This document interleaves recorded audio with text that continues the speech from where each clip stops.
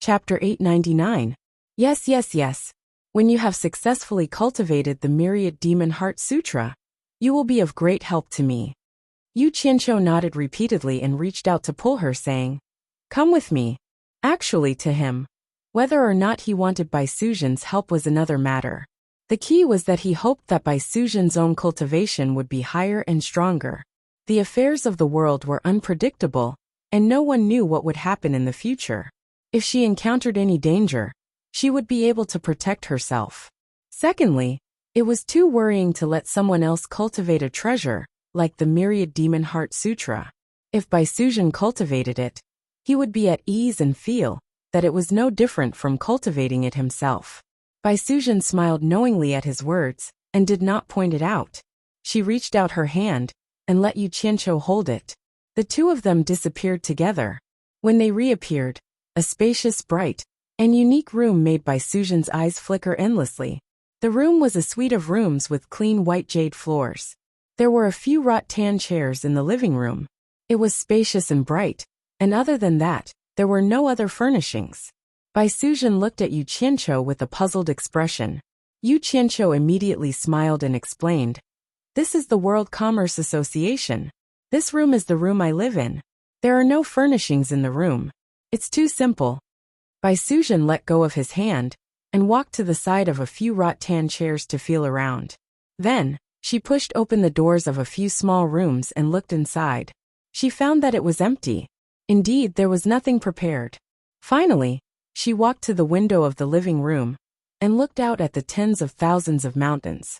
The mountaintops were occupied by houses, and there were continuous streams of light rising and falling in the sky. For a moment, she was a little absent-minded. She murmured as if she was talking in a dream. Is this the legendary immortal realm? Yu Qianqiu walked behind her, hugged her waist and whispered in her ear. You're not mistaken, this is the celestial realm. Bai Suzhen tilted her head slightly, and leaned on his shoulder. Time flies. I still remember that you were still a dispirited little disciple of Ong Kuang-sung in that cave. I didn't expect you to have gone so far. You brought me out of that cave all those years ago, and now you've brought me to the immortal world. All of this feels like a dream. This is not a dream. This is reality.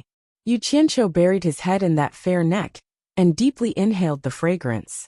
He said with satisfaction, In order to let the people I love have better and more beautiful dreams, I have always been working hard. Bai Suzhen's eyes were a little blurred. She didn't say a word, and just quietly leaned on Yu Qianqiu's shoulder, looking out of the window peacefully. The two of them leaned on each other for a long time. Then, Yu Qianqiu reluctantly broke the silence and said, Let's go. I'll take you to see your future master. Okay. Bai Suzhen turned around with a peaceful face. Yu Qianqiu took her hand and led her outside. When they arrived at the door of Wei Chuanqiu's room, Yu Qianqiu pushed it open, and found that Wei Chuanqiu wasn't there. Yu Qianqiu scratched his head, and thought that the old guy couldn't have run away, right? He was a little worried as he pulled Bai Suzhen towards the rooftop. Bai Suzhen quietly followed him from start to finish. She was calm in this strange place. Wherever he pulled her, her white dress fluttered in the wind. She followed him, trusting him unreservedly. When the two of them reached the rooftop, Yu Qianqiu immediately heaved a sigh of relief. Wei Chuanqiu didn't run away. He was standing side by side with Yin Peng in front of the white jade railing. Yu Qianqiu pointed at Wei Chuanqiu's thin back and said, He is the green-winged Bat King Wei Chuanqiu. He is also the master I found for you. That is the White Cloud Mountain Lord Yin Peng, who is equally famous as the Bat King Wei Chuanqiu. The sound of Yu Qianqiu's words attracted Yin Peng's attention. Yin Peng turned around and looked at Bai Suzhen. Yin Peng, who had always been cold and indifferent, looked like he had seen a ghost. He slowly turned around and stared at Bai Suzhen dumbfounded. Wei Chuanqiu, who was beside him, didn't move at all. His face was full of anger. He held the white jade railing with both hands and muttered, This brat isn't a good thing. He always wants to take advantage of me. Did he bring someone with him? Yin Peng's Adam's apple moved up and down as he swallowed with difficulty. He slowly patted Wei Chuanqiu's shoulder and said, Take a look. Wei Chuanqiu shook off his hand and scolded. I already said that this brat isn't a good thing. I don't need to look to know that he brought me a disciple. You have to take a look. I think I'm seeing things. This time, Yinpeng didn't pat him, but forcefully turned him around. Wei Chuanxiu glanced at him in annoyance. But this glance made Wei Chuanxiu feel as if he had been struck by lightning. He felt as if electricity was running through his body, and his heart was beating wildly. He was completely stunned on the spot. His small eyes were wide open, and his mouth was dry.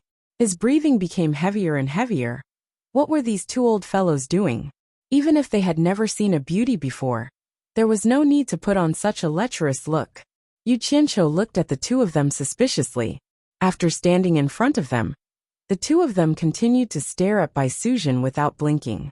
Even though Bai Suzhen was calm and tranquil, she felt numb from the two people's gazes. She couldn't help but look at Yu Qianqiu. Seeing that Yu Qianqiu didn't say anything, she let go of Yu Qianqiu's hand. A gust of wind blew and Bai Suzhen, dressed in white, bowed and said, Bai Suzhen greets the two seniors. Bai Suzhen? Yinpeng muttered and looked at Yu Qianqiu, who knew that Wei Chuanxiu, who was at the side, turned a deaf ear to Bai Suzhen. As if having an epileptic seizure, he made a hugging gesture with both hands and walked shakily towards Bai Suzhen. His face was filled with surprise and joy. He panted and said, Xiao Yu, is that you? Is it really you? Father thought you. Why have you been hiding from Father? I know you're angry at Father. It's all Father's fault. I shouldn't have left you two mother and daughter alone. Bai Suzhen was confused by him. She looked at Yu Qianqiu with a puzzled expression, as if asking, Is this the master you found for me? Yu Qianqiu raised his eyebrows and narrowed his eyes. He stared at Wei Chuanxiu, who was walking over shakily, to see what he was up to. However, Wei Chuanxiu's next action immediately made him angry. He saw Wei Chuanxiu's pair of experienced hands actually hug Bai Suzhen's fair and clean face. It was really intolerable. You your mother. Yu Qianqiu was furious. He suddenly flared up and kicked Wei Chuanxiu's face. Ah! Wei Chuanxiu screamed and fell to the ground. Before he could react to what was going on, he saw Yu Qianqiu pouncing on him. He pinned him to the ground and gave him a crazy beating. Wei Chuanxiu cried out in pain. Old shameless thing, you actually dare to play this trick. You dare to take liberties with my woman in front of me. Yu Qianqiu flew into a rage. He punched and kicked Wei Chuanxiu, who was on the ground. Bai Suzhen was stunned. Yinpeng was also stunned. No one expected this scene to happen. When Yinpeng reacted and wanted to help, he only heard Yu Qianqiu scream in pain. He flew out with a shadow. Wei Chuanxiu jumped up and pointed at Yu Qianqiu, who was rolling on the ground a dozen meters away. He shouted angrily, You brat, do you want to die? You dare to hit Grandpa again? You don't want to live anymore. From the looks of it, he was beaten awake by Yu Qianqiu. A white shadow flashed and Bai Suzhen had already flashed to Yu Qianqiu's side. She supported Yu Qianqiu, who was crawling up, and asked anxiously, Are you okay? Yu Qianqiu also had a footprint on his face. He was shaking his head and seemed to be a little dizzy. Xiao Yu, do you hate Daddy so much that you would rather help him than Daddy? Wei Chuanqiu looked at Bai Suzhen, who was supporting Yu Qianqiu, and said bitterly. Tears were already welling up in her eyes. Her emotions were fluctuating a little. Old B****, I'm going to kill you. Yu Qianqiu shook his dizzy head and shouted randomly. He couldn't even tell which direction he was going in. Both of you shut up. Yinpeng shouted coldly, and flashed to the middle of the two enemies. He first waved his hand and laid a soundproof enchantment on the rooftop. Then he looked at both sides and stared at Wei Chuanxiu and said, Wei Chuanxiu, stop fooling around. Wake up. This person isn't Xiao Yu. Xiao Yu is already dead. Nonsense. Xiao Yu is clearly standing here. Wei Chuanxiu shouted himself hoarse. Fortunately, Yinpeng had the foresight to lay a soundproof enchantment on the rooftop first. Otherwise, his shout would definitely attract a lot of people to watch the show. Yu Qianqiu, who had woken up from shaking his head, immediately pointed at Wei Chuanxiu and scolded. Old lunatic, are you done with acting like a hooligan? Do you think I'm afraid of you? I was a hooligan leader in my previous life, and I specialized in dealing with hooligans. To him, anything could be discussed. However, if someone dared to touch Bai Suzhen, Then there was absolutely no room for discussion. Yu Qianqiu, shut up. After Yunpeng shouted, he immediately cupped his fists at Bai Suzhen and said, Miss Bai, right? Please forgive me. This old friend of mine thought that you were his daughter, who had passed away many years ago. He didn't mean anything else, because you look too much like his daughter. Even I thought that I was hallucinating when I saw you. He didn't choose the wrong person to explain to. At this moment, Wei Chuanqiu and Yu Qianqiu were a little crazy. His explanation was very unpleasant to listen to. When Bai Suzhen heard what he said, and combined it with their reaction when they saw her, she immediately understood and nodded. Yu Qianqiu, don't be impulsive.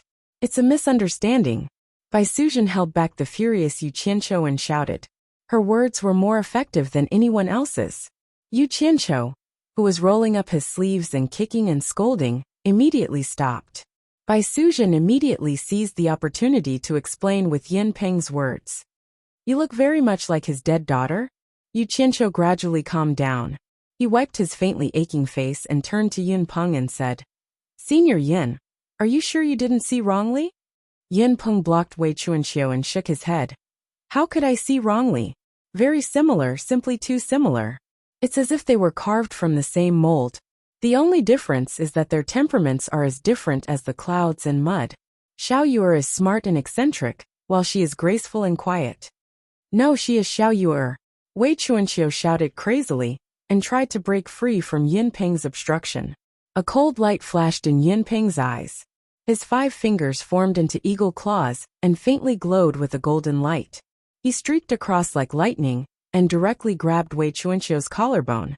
He shouted coldly, Open your eyes and look clearly. Look at this lady's original form. Is she your Xiao Yu'er? Chapter 900. Under Yin Peng's coercion, a layer of green light appeared in Wei Chuanqiu's eyes. When he saw Bai Suzhen's true form, he was dumbfounded. He murmured, White fox. How could this be? How could this be? She's not Xiao Yu'er at all. She only looks like her. Yin Peng pulled Wei Chuanqiu's arm. Looks like. Wei Chuanqiu looked at Bai Suzhen in a daze. He was stunned on the spot. Yu Qianqiu knew that he couldn't talk to him for a while. He could only wait for him to wake up. He pulled Bai Suzhen and said, There's something wrong with this guy's brain. Let's go. Before Bai Suzhen was pulled away, she looked back at Wei Chuanqiu with pity. After the two returned to the room, Yu Qianqiu leaned back on the rattan chair. He didn't expect something like this to happen. Bai Suzhen shook her head with a faint smile. She took out a white handkerchief and wiped the footprint on his face. With this warmth, Yu Qianqiu's mood improved a lot. He pulled Bai Suzhen to sit with him, and told Bai Suzhen everything he knew about the immortal world. No matter how surprising and dangerous Yu Qianqiu's story was, Bai Suzhen always had a faint smile on her face. She listened carefully, and would occasionally ask a question. Unknowingly, Yu Qianqiu lied on Bai Suzhen's lap again. He didn't know when, but Yu Qianqiu fell asleep as he talked. On the long rattan chair in the living room, Bai Suzhen, dressed in white, sat there quietly. She hugged her head on her lap. This quiet scene was suddenly broken by a knock on the door. Yu Qianqiu suddenly sat up and shouted, Who is it? Come in. The door was pushed open, and Wei Chuanqiu carefully poked her head out. She smiled and nodded at the two of them. Yu Qianqiu immediately rolled his eyes and shouted, You shameless old thing. You even attacked me just now. I don't want to see you scram. Wei Chuanqiu nodded and bowed, smiling apologetically. It's a misunderstanding, a misunderstanding. Don't take it to heart. As he spoke, he closed the door and walked over with a smug face. His eyes kept sneaking glances at Bai Suzhen's face. Wei Chuanqiu casually cast a soundproof enchantment in the room, then dragged a rattan chair, and sat across the two of them. She nervously asked Bai Suzhen, Miss, may I know where is this immortal land? What? Yu Qianqiu glared at him and said, She's my woman. What does it have to do with you where she is? Are you up to no good? No. Wei Chuanqiu waved her hand and said, It's just that she looks too much like my late daughter. As she spoke, she checked Bai Suzhen's cultivation, and found that she was only at the end of the tribulation stage. She then asked Yu Qianqiu, That she's the disciple you found for me? Yu Qianqiu looked at the old man from head to toe and snorted coldly. Originally, but I think there's something wrong with your character. I really don't feel at ease letting her be your disciple. Just pretend I didn't say anything about this. Don't mention it again in the future. I'll let her go back tomorrow. Bai Suzhen looked at him in surprise. Ah, go back. Wei Chuanqiu suddenly stood up and pointed at Yu Qianqiu anxiously. You. How can you go back on your words? How can you go back on what you said? Yu Qianqiu was happy in his heart. He also stood up and walked around Wei Chuanqiu twice. He said strangely, you didn't agree at first. Isn't what I'm doing now exactly what you want? Bat King Wei, tell me honestly, what do you want? Just as Wei Chuanqiu was about to explain, he was taken aback. He took 2 steps back and looked at Yu Qianqiu. Suddenly he chuckled and said, don't give me that. You know what you're thinking. You just want to take this opportunity to threaten me and force me to teach you the Heart Sutra. As he spoke, he looked back at Bai Suzhen and said, that's not a problem. I can promise you, but you have to promise me one thing. Yu Qianqiu was stunned. He had indeed seen through Wei Chuanqiu's weakness. He wanted to use this opportunity to force Wei Chuanqiu to teach Bai Suzhen the entire 10,000 Demons Heart Sutra. This was because their previous agreement was that Wei Chuanqiu's cultivation technique would allow Bai Suzhen to protect herself against experts below the Immortal Emperor stage. Who would have thought that Wei Chuanqiu was also an old fox? He saw through the other party's scheme in an instant. Do you think everyone is as despicable and shameless as you? Yu Qianqiu said with a face full of disdain. Wei Chuanqiu laughed coldly. No matter what he said, he continued. As long as you agree to my condition, I will do my best to teach you the 10,000 Demons Heart Sutra. If you don't agree, then forget it. But I warn you, this is your last chance. If you reject it, there will not be a second chance. Yu Qianqiu was stunned. The corner of his mouth twitched. He gritted his teeth and said, Old bat, you win. But I also warn you, I will not agree to conditions that are too excessive. Speak. What condition? Wei Chuanqiu became slightly agitated when he heard that. He did his best to suppress his rising and falling chest. He looked at Bai Suzhen and said word by word, as long as you agree to be my daughter, I can make you the #1 expert of the demon race. Bai Suzhen's red lips parted slightly. She was stunned. Yu Qianqiu was also speechless. He did not expect Wei Chuanqiu to make such a request. The room immediately became quiet. Wei Chuanqiu said anxiously, Why? Can't you agree? Bai Suzhen was at a loss. She looked at Yu Qianqiu for help. Yu Qianqiu scratched his head helplessly. This request could be said to be excessive, but it could also be said to be not excessive. It all depended on what the person involved thought. He coughed awkwardly and said, Bat King Wei, I understand your feelings, but this kind of thing cannot be forced. He turned to look at Bai Suzhen and said, You decide for yourself. Don't force it. We have not reached the point where we have to sell our bodies for glory. Bai Suzhen furrowed her brows. Becoming someone else's daughter? This decision was simply too difficult for her. The most important thing was that the 10,000 Demons Heart Sutra had no attraction to her at all. To become someone else's daughter for something that had no attraction at all. No one was willing to do it. However, what made her hesitant was that Yu Qianqiu clearly hoped that she would cultivate the Myriad Goblin Heart Sutra. After she cultivated the Myriad Goblin Heart Sutra, she would definitely be of help to Yu Qianqiu. Yu Qianqiu could tell that Bai Suzhen was unwilling. He immediately said without hesitation, Bat King Wei, let's drop this matter. Don't mention it again. You can keep the Myriad Goblin Heart Sutra and slowly cultivate it. She is she and you are you. How can your opinion represent hers? Wei Chuanqiu roared. Then he strode in front of Bai Suzhen and squeezed out a smile. Don't worry. All I want is a status. In the future, you and I can just call each other father and daughter. I don't really want you to be my daughter and fulfill the filial duties of a daughter. Yu Qianqiu rolled his eyes and pulled Bai Suzhen away, saying, This guy has gone crazy thinking about his daughter. Follow me and ignore him. However, what surprised him was that Bai Suzhen paused and smiled as she let go of his hand. Then, she bowed to Wei Chuanqiu and said, Bai Suzhen greets foster father. Silence. The room was instantly so silent that one could hear a pin drop. Yu Qianqiu stared at Bai Suzhen in bewilderment. After a moment of shock, Wei Chuanqiu's body suddenly trembled violently. He burst into wild laughter, tears streaming down his face. After a long while he finally stopped laughing. He took a step forward and placed his hands on Bai Suzhen's shoulders.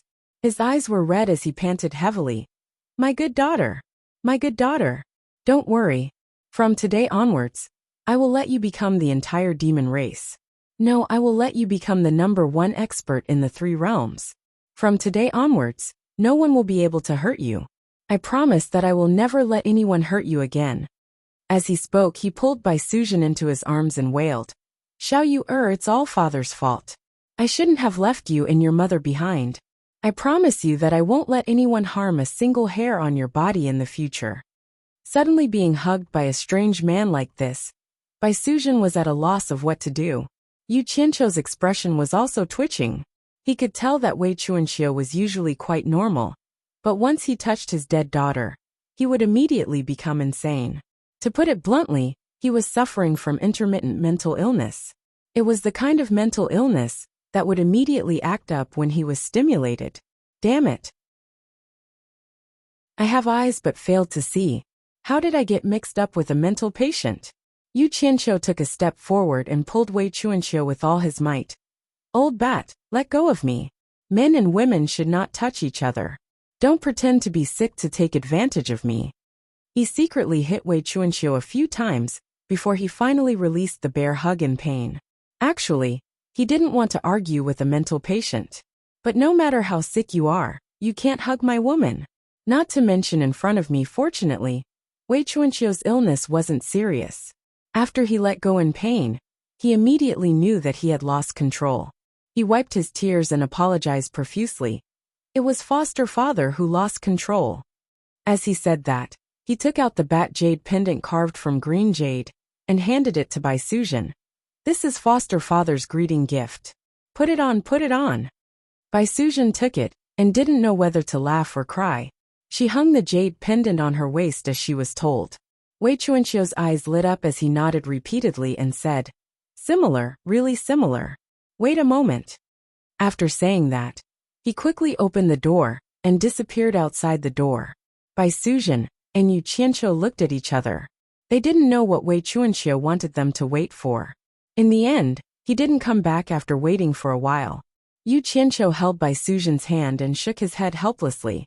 "So this old man is sick. It's really hard on you." "It's nothing. Actually, he's quite pitiful." Bai Suzhen smiled faintly. Just as the two of them were sighing, the door was suddenly slammed open with a bang. They saw Wei Chuanqiu dragging the furious Big Mingluan with one hand and the frowning Yin Peng with the other. Wei Chuanqiu pointed at Bai Suzhen and said excitedly, "Don't you think they look alike? Old man, are you looking for a beating?" The furious Big Mingluan took a glance and was instantly stunned. He couldn't move his eyes away from Bai Suzhen and cried out involuntarily, "Xiao Yu, you, aren't you?" Chapter 901. Even though Yin Peng knew that Bai Suzhen wasn't Xiao Yu, when he saw Bai Suzhen's slender and graceful figure with the bat jade pendant on her waist, he couldn't help but fall into a trance. She was almost exactly the same as the Xiao Yu in his memory. It was as if the Xiao Yu who smiled and called him third uncle was right in front of him. "She isn't Xiao Yu, she just looks like Xiao Yu." Yin Peng sighed softly. De Mingluan looked at him in astonishment. So Yin Peng told him the truth in a concise manner. He told him that the person in front of him was called Bai Suzhen, and that she was Yu Qianqiu's woman. It was a complete coincidence. Similar too similar. De Mingluan shook his head and exclaimed.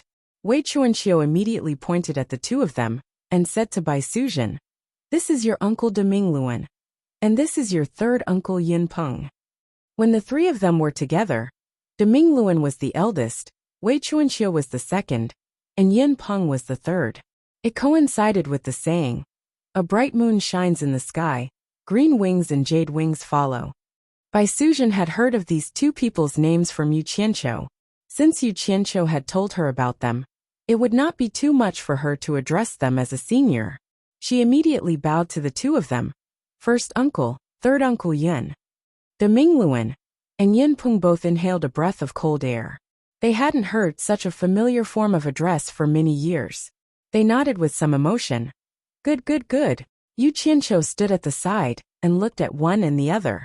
In the end, he looked at Bai Suzhen with a hint of boredom. He was really speechless. He sighed in his heart that Bai Suzhen's luck was too good. The moment she arrived in the immortal world, she had a foster father and a first uncle and third uncle. These were 3 early-stage immortal emperor experts. Especially De Mingluan's identity as the leader of the Chamber of Commerce Alliance. It was even more incredible. With these 3 people protecting her, who would dare to touch Bai Suzhen? Yu Qianqiu was happy to see such a situation. However, Yu Qianqiu was a little depressed. Bai Suzhen was his woman, and Wei Chuanqiu was now Bai Suzhen's adoptive father. Didn't that mean that his status was a generation lower than Wei Chuanqiu's? It seemed like it would be inconvenient for him to make a move on her in the future. The happiest person in the room was none other than Wei Chuanqiu. She was grinning from ear to ear. Yu Qianqiu understood that this mental patient had found spiritual sustenance. He reckoned that he had entrusted his fatherly love, which he had nowhere to vent, to Bai Suzhen. It really made one speechless. The lively atmosphere finally ended with the departure of the great bright wheel and Yin Peng. However, Wei Chuanqiu was still looking at Bai Suzhen with a smile. The more she looked at her, the more she liked her. Actually, Bai Suzhen's appearance and gentle and amiable temperament easily gave people a sense of closeness. This temperament was a reaction from the inside out. It was filled with a tranquility that stood aloof from worldly affairs. It could not be faked. At the side, Yu Qianqiu could not stand it anymore. He coughed and said, Bat King Wei, stop smiling foolishly. It's time to get to the point. Oh. After Wei Chuanqiu reacted, her smile disappeared and was replaced with a dignified expression. She slowly said to Bai Suzhen, the ancestor of all demons, Tai Shu, wrote the 10,000 Demons Heart Sutra. In the opening chapter, there is a saying that demons also have a Tao. Those who walk the Tao are different from the human Tao. Those who walk the ghost Tao are different from the ghost Tao. Those who walk the devil Tao are different from the devil Tao.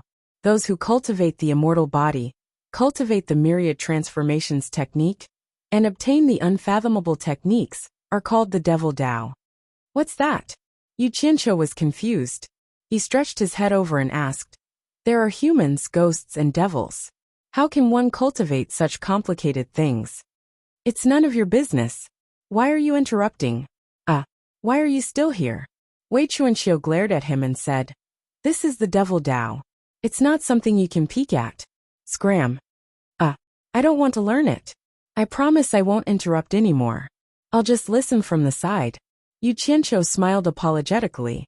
Are you going to scram or not? Wei Chuanqiu said with a ferocious expression. Fine. Take your time to teach me. I'll scram. Yu Qianqiu nodded and bowed as he retreated. He was purely curious. Actually, he had no intention of secretly learning it. Moreover, this devil Tao was not something he could cultivate. Moreover, it was Bai Suzhen who was learning it. In order not to affect Bai Suzhen, he could only obediently scram. When Bai Suzhen saw his behavior, she could not help but cover her mouth and chuckle. As a result, Yu Qianqiu rolled his eyes at her as she walked out of the door. After the door was closed, Wei Chuanqiu was still worried. He consecutively set up a few soundproof enchantments in the room. Then he walked back and said, although I have studied this 1000 Devil Heart Sutra for a long time, I have never cultivated it due to other reasons. However, after 10,000 years of study, I have already memorized the steps of cultivation. It should be able to answer some of your doubts. So I can only impart it to you. As for the cultivation, you still have to rely on yourself. We'll do it step by step. Let's start from the first scroll. Sit down and listen to me slowly. Wei Chuanqiu waved his sleeves. The rattan chairs in the living room moved to the side of the wall. The two of them sat cross-legged. When both of them had calmed down, Wei Chuanqiu began to slowly explain the 1000 Devil Heart Sutra. Yu Qianqiu, who was standing outside the door, looked around for a while. He could not help but look inside through the crack in the door.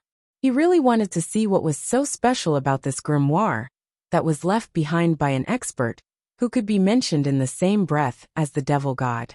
Unfortunately, the two of them sat cross-legged on the floor and listened for a long time. However, they could not hear a single sound.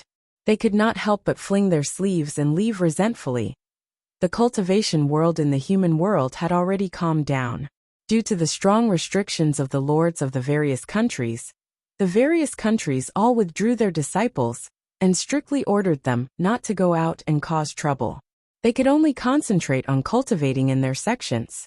In the Chinese cultivation world, the Green sect and the Hong sect, the two big sects, passed down Yu Qianzhou's decree and forcefully interfered. This also forced everyone to stop fighting with the various countries. At this point, the whole cultivation world in the human world had entered an unprecedented peace. Due to the absence of the cultivation world's interference, China's new aristocratic Shi dynasty also began to fearlessly rectify the people's lives. China, which had been plunged into the flames of war, entered a state of recuperation. Corvée labor was reduced, taxes were reduced, and the people happily welcomed the new dynasty. Deep in the wilderness of China, on the main peak of the undulating mountain range, there was a majestic building complex. This was the #1 sect of the Devil Dao, the 10,000 Demons. In the old forest behind the majestic building, there was a lonely house built against the mountain. This was the place where the previous leader of the 10,000 Demons, Yan Wuchen, cultivated. A gust of autumn wind blew, and the yellow leaves on the treetops fluttered into the courtyard. A young disciple of the 10,000 Demons, who had been in charge of serving the previous leader, was sweeping the fallen leaves in the courtyard with a large broom. The sound of the sweeping echoed in the quiet courtyard. Yan Wuchen, who was dressed in black, stood on the steps of the house. His white hair danced slightly in the autumn wind.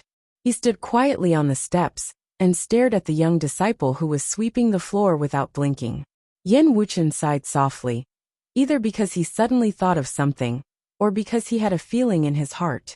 At this moment, a figure landed outside the courtyard. Qiu Wuyuan strode in. When he passed by the young disciple, he suddenly stopped and said, "Shouchen, I haven't seen you for a long time. Where have you been?" The young disciple stopped and bowed. "Uncle Master, you must be joking. I've been serving the Grand Master here. Where else could I go? Maybe I didn't see you every time you came." He was the disciple of the current leader of the 10,000 Demons, Bu Yunxiao. He was sent here by his master to serve the Grand Master. Hearing this, Qiu Wuyuan didn't mind. He nodded and walked straight to Yan Wuchen, who was on the steps of the main house. When he reached the bottom of the steps, he bowed and said, "Master, I'm ashamed. I've sent many people to the various countries to ask around, but I couldn't find any news about eldest senior brother and the others. I don't even know where they are hiding." Now that the cultivation world of the various countries was at peace with each other, there was no longer any hostility between them. This gave Qiu Wuyuan the opportunity to send people to find out about Yan Bugui and his sons. If it was in the past, the Chinese cultivation world wouldn't have dared to walk around the various countries. Sigh. Yan Wuchen sighed softly and said, "Wuyuan, I appreciate your kindness, but they only have themselves to blame. Whether they live or die, let them be. You don't have to worry about them anymore." "How can I do that?" Qiu Wuyuan said respectfully. "Eldest senior brother is master's only son, and Zhui Xing is your only grandson. No matter how many mistakes they have made, they are still your only bloodline. Others can ignore them, but I can't." With a wave of his hand, a black crescent moon, that was 1 meter long and nearly 2 meters wide, appeared in front of him. The black crescent moon was cold and frightening, but its sharp blade shone with a cold blue light mixed with red shadows. Its surface was engraved with all kinds of strange patterns. This was a treasure that Yan Wuchen had unintentionally picked up all those years ago. Although its origins were unknown, it was incomparably sharp, and it had helped Yan Wuchen gain a fearsome reputation back then. He had treated it as a top-notch magical treasure, and Yan Wuchen had named it the Black Moon Pagoda. Qiu Wuyuan continued, "This Black Moon Pagoda is Master's personal treasure.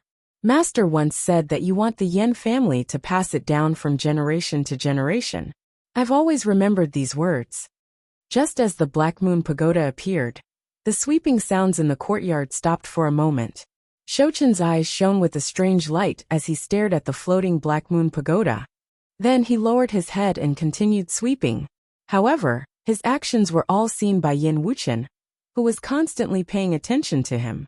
Yin Wuchen furrowed his brows and glared at Qiu Wuhui angrily. Since I've already passed it to you, then I have my reasons for passing it to you. Don't waste your breath here. Put it away and scram. Without my summons, you are not allowed to come here again. Qiu Wuyuan was stunned. It had been a long time since Master lost his temper with him. He didn't know what was wrong with him today. He wanted to say something, but seeing that Master was really angry, he cupped his hands and said, "Yes." Then he put away the Black Moon Pagoda, turned around respectfully, and left obediently. Chapter 902. As soon as Qiu Wuyuan left the courtyard, the sound of sweeping stopped. Shochen walked towards the door with the broom in his hand. Yin Wuchen, who was standing on the stairs, narrowed his eyes and shouted, "Stop! What do you want?" The handsome Shochen slowly turned around and looked at Yin Wuchen. He said respectfully, "I just want to go out for a walk. You are not allowed to leave this courtyard without my permission." Yin Wuchen said sternly. Shochen was startled, but he nodded and said, "Yes." He walked to the big tree beside the door and leaned the broom against the tree. Then he walked towards the main hall without a word. He walked up the stairs and bowed to Yin Wuchen when he passed him. Then he walked into the house. When he reappeared, he was already walking out from the back door of the main hall. He slowly walked into a cave in the mountain wall of the backyard. After passing through a dark cave passage, the front suddenly opened up. There was a spacious space in the belly of the mountain. There were tables, chairs, and beds. This cave was Yin Wuchen's cultivation place, and it was also the forbidden area of the 10,000 demons. Even the current palace lord of the 10,000 demons, Bu Yunxiao, did not dare to trespass. However, the strange thing was that Yin Bugui, who had disappeared from the cultivation world for a long time, was brazenly sitting at a table and drinking wine. Shochen frowned slightly. He strode over and snatched the wine jug from the already drunk Yin Bugui's hand. Yin Bugui tilted his head to look at Shochen and laughed miserably. "Now that we are hiding in this dark place, we don't even dare to take a step out of the cave. We don't even know when this kind of life will end. Can't I even have a drink?" At this moment, the stone niche on the main seat slowly moved away. Man Hu and his martial brothers, who had disappeared from the cultivation world for a long time, walked out. Behind them was third brother Xian. The 7 of them were covered in dust. Shochen glanced at them and placed the wine jug in front of Yin Bugui. Yin Bugui hugged the wine jug and gulped it down. "The secret room is almost finished. We just need to do some simple decorations, and it can be used." Man Hu reported. The appearance of these people, coupled with their respectful attitude towards Shochen, immediately made Shochen's identity seem even more mysterious. In fact, Shochen was none other than Yin Juexing, who was almost killed by Yu Qianqiu in Lingfang Valley. Because his primordial spirit was not destroyed, he took over Shochen's body and was reborn. In fact, Yin Juexing himself had no idea what was going on. Back in Spirit Fang Valley, he thought he was dead. Who knew that when he woke up, he would find that he had returned to the side of his grandfather, the 10,000 demons. After waking up, Yin Juexing realized that his demonic arts had been destroyed, and he had changed beyond recognition. Fortunately, he was still alive with another identity. The strangest thing was that Yin Juexing realized that Shochen's body had already been forged into a demonic body. It was as though his body was naturally prepared for him. Yin Juexing could not understand such a strange phenomenon. In the end, he could only attribute it to the magic of demonic arts. However, Shochen was originally someone who served Yin Wuchen. After being reborn, after being taken over by Yin Juexing, his words and actions were naturally very different from the original Shochen. It was impossible to hide from Yin Wuchen's eyes. After a slight contact, Yin Wuchen immediately noticed something suspicious. Yin Juexing did not hide anything. He still needed Yin Wuchen's help if he wanted to recover. So he told Yin Wuchen the truth in full detail. Yin Wuchen was shocked when he learned about this. He did not expect such an unbelievable thing to happen. Although Yen Juexing had become a rat that everyone wanted to kill in the cultivation world, Yen Juexing was his grandson after all. He could not bring himself to kill him, so he could only take him in quietly. However, what happened next was that his son, Yin Bugui Manhu, and the others had somehow gotten the news that Yen Juexing was here and had come back. This made Yin Wuchen very uneasy. The cultivation world was now the world of Yu Qianqiu, and Yen Juexing was the person Yu Qianqiu had ordered the world to kill. If the news of him taking in Yen Juexing and the others was spread, it would undoubtedly bring disaster to the 10,000 demons. However, the 10,000 demons did not belong to his 10,000 demons. Yen Bugui and Yen Juexing were his son and grandson. It was easy to say that he would put family before family, but it was very difficult to do it. Although he was in a dilemma, Yen Wuchen knew that cultivators always spoke with their strength. The reason why Yu Qianqiu could command the world was that he was now the #1 expert in the world. Yen Wuchen subconsciously felt proud that his own grandson was able to make Yu Qianqiu feel a deep sense of fear.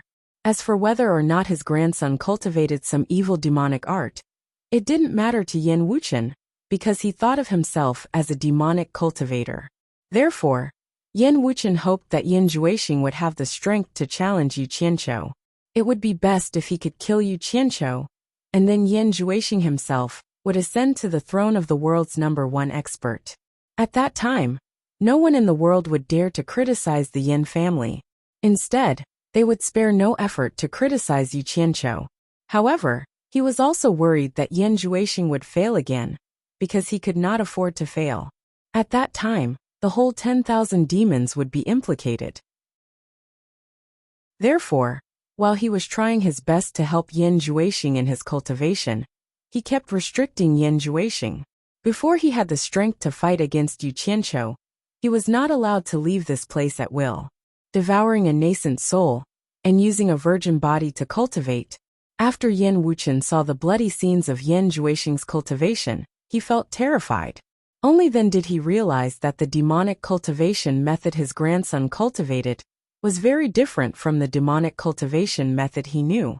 It was extremely evil. Seeing that Qiu Wuyuan's arrival had attracted Yen Juexing's interest, Yen Wuchen was shocked. He mistakenly thought that Yen Juexing wanted to attack his disciple. However, he did not know that Yen Juexing was not interested in Qiu Wuyuan, but the things in Qiu Wuyuan's hands. Secret room. Haha. Yen Juexing suddenly shook his head and laughed. I really did not expect that there would be a magical weapon from the demonic world, hidden in the 10,000 demons. I have been thinking for a long time, and wanted to forge a magical weapon that I could use. I did not expect it to be right in front of my eyes. I actually saw it today. The few of them looked at each other. Manhu asked suspiciously, "There is a magical weapon from the demonic world hidden in the 10,000 demons? How is that possible?" Yen Bugui, who had been drinking wine by himself, stopped and started to ponder. I also thought that it was impossible, but I saw it with my own eyes just now. It can't be wrong. Yen Juexing said in high spirits. Before the demonic god ascended to the divine world, he left behind a magical weapon for his descendants. It is called the demon blade. There is a picture of the demon blade in the demonic book. It is shaped like a crescent moon. It is exactly the same as the one I saw just now. It is a waste for such a magical weapon to fall into the hands of Qiu Wuyuan. What a pity. Shaped like a crescent moon. Ah. Yen Bugui suddenly stood up and exclaimed, "Are you talking about the Black Moon Pagoda?" Yen Juexing looked at him, and nodded with a smile. "That's right. It is the Black Moon Pagoda. In the past, I heard that my grandpa had a famous treasure in his hands, which helped him run unhindered in the Chinese cultivation world. Unfortunately, I've never seen it. I didn't expect it to be a magic weapon left by the devil god, the devil blade. To others, the demon blade is just a sharp magical weapon. But to me, it can only be used with the corresponding demonic technique to truly display the monstrous power of the demon blade. If we knew that the Black Moon Pagoda was the demon blade, we would not have ended up like this." The outcome of the battle at Lingfeng Valley is still uncertain. Man who was pleasantly surprised. Since the demon blade is so powerful, why not ask the old palace master to bestow the Black Moon Pagoda to junior brother, so that you can take revenge for master? No rush. A demonic red light flashed in Yan Juexing's eyes. He snorted. Because of our impulsiveness, we have already suffered too many losses. We cannot do things that we are not confident in anymore. Besides, my cultivation and my damaged primordial spirit have yet to recover, so we can't act rashly in case someone discovers us. Let's leave the Black Moon Pagoda in Qiu Weiyuan's hands for the time being. When I recover, it will be a piece of cake to take it back. Even if I get it now, I cannot cultivate that profound demonic technique in my current condition. Speaking of the damage to the primordial spirit, Yan Juexing still had lingering fears. After the 7 demonic spirit serpents, that were refined from the 7 strands of his primordial spirit, were destroyed by Yu Qianqiu, it was equivalent to his primordial spirit being heavily injured. Logically speaking, he should have died on the spot, and at the very least, he should have become an idiot. However, he was able to reincarnate and maintain his consciousness, which was a miracle. Hearing what he said, Man Hu and the others felt that it was a pity. However, they also knew that no matter how eager they were for revenge, they could not be too hasty. Otherwise, the losses would outweigh the gains. Yan Bugui, who was holding the wine pot, suddenly stared at Yan Juexing and sighed. Indeed, you cannot be impulsive anymore. This Yu Qianqiu caused you to become like this. You must not let him go. Sigh. If your mother sees your current appearance, she will definitely hate me to death. Haha. It's not a bad thing to become like this. At least I can deceive people now. Yan Juexing stood up and touched his face. He said disapprovingly, as long as my primordial spirit is still my primordial spirit. When my primordial spirit recovers, and my cultivation reaches a certain level, it will be a piece of cake to restore my original appearance. As soon as he said that, the few of them looked at each other in confusion. Yan Juexing immediately laughed and explained, in the demonic book, there is a great technique of reincarnation. As long as the primordial spirit is not destroyed, one can occupy another's body and be reborn. Although I have not cultivated it yet, I believe that my rebirth this time has something to do with this great technique in the demonic book.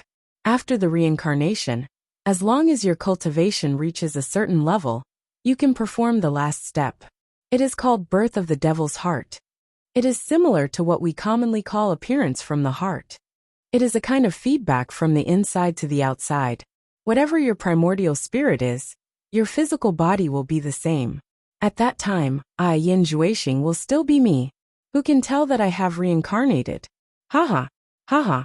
Savage laughter reverberated in the belly of the mountain.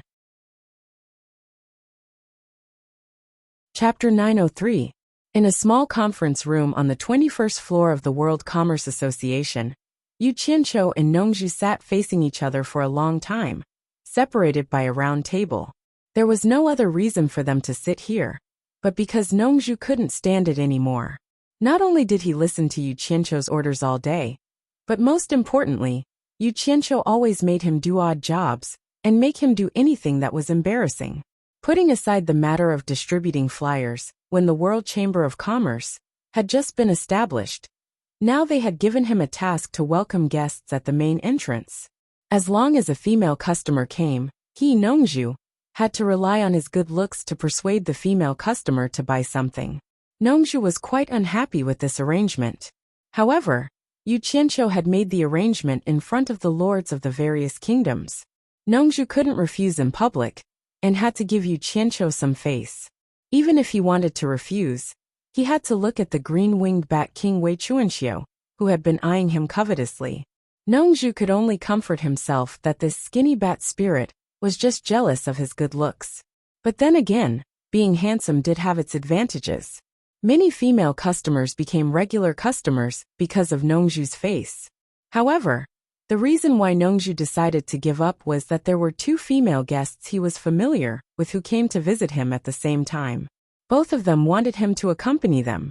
However, Nongzhu couldn't separate himself, so he could only accompany one at a time. Because of this, he angered the other female customer who was ignored. That female customer flew into a rage on the spot and took out a large pile of spirit stones to ask Nongju to accompany her. As long as Nongju accompanied her, she would give him this pile of spirit stones. Hearing this, all the lords looked at Nongju with suppressed laughter. Nongju was angry. He almost slapped that female customer. I'm not selling my body. But in terms of fighting, that female customer's cultivation was much higher than his. She was an immortal expert, and he probably couldn't take advantage of her. Moreover, the World Commerce Association's rules forbade rudeness to customers. This was the main reason why Nongju came to complain. Sigh. I told you to stay in the Southern Sea's violet bamboo forest to protect Furong, Ze, and the others and not come to the immortal dimension to join in the fun. But you just didn't listen. Yu Qianqiu sighed with emotion, and he had an expression, as if he should have known this would happen. Bang!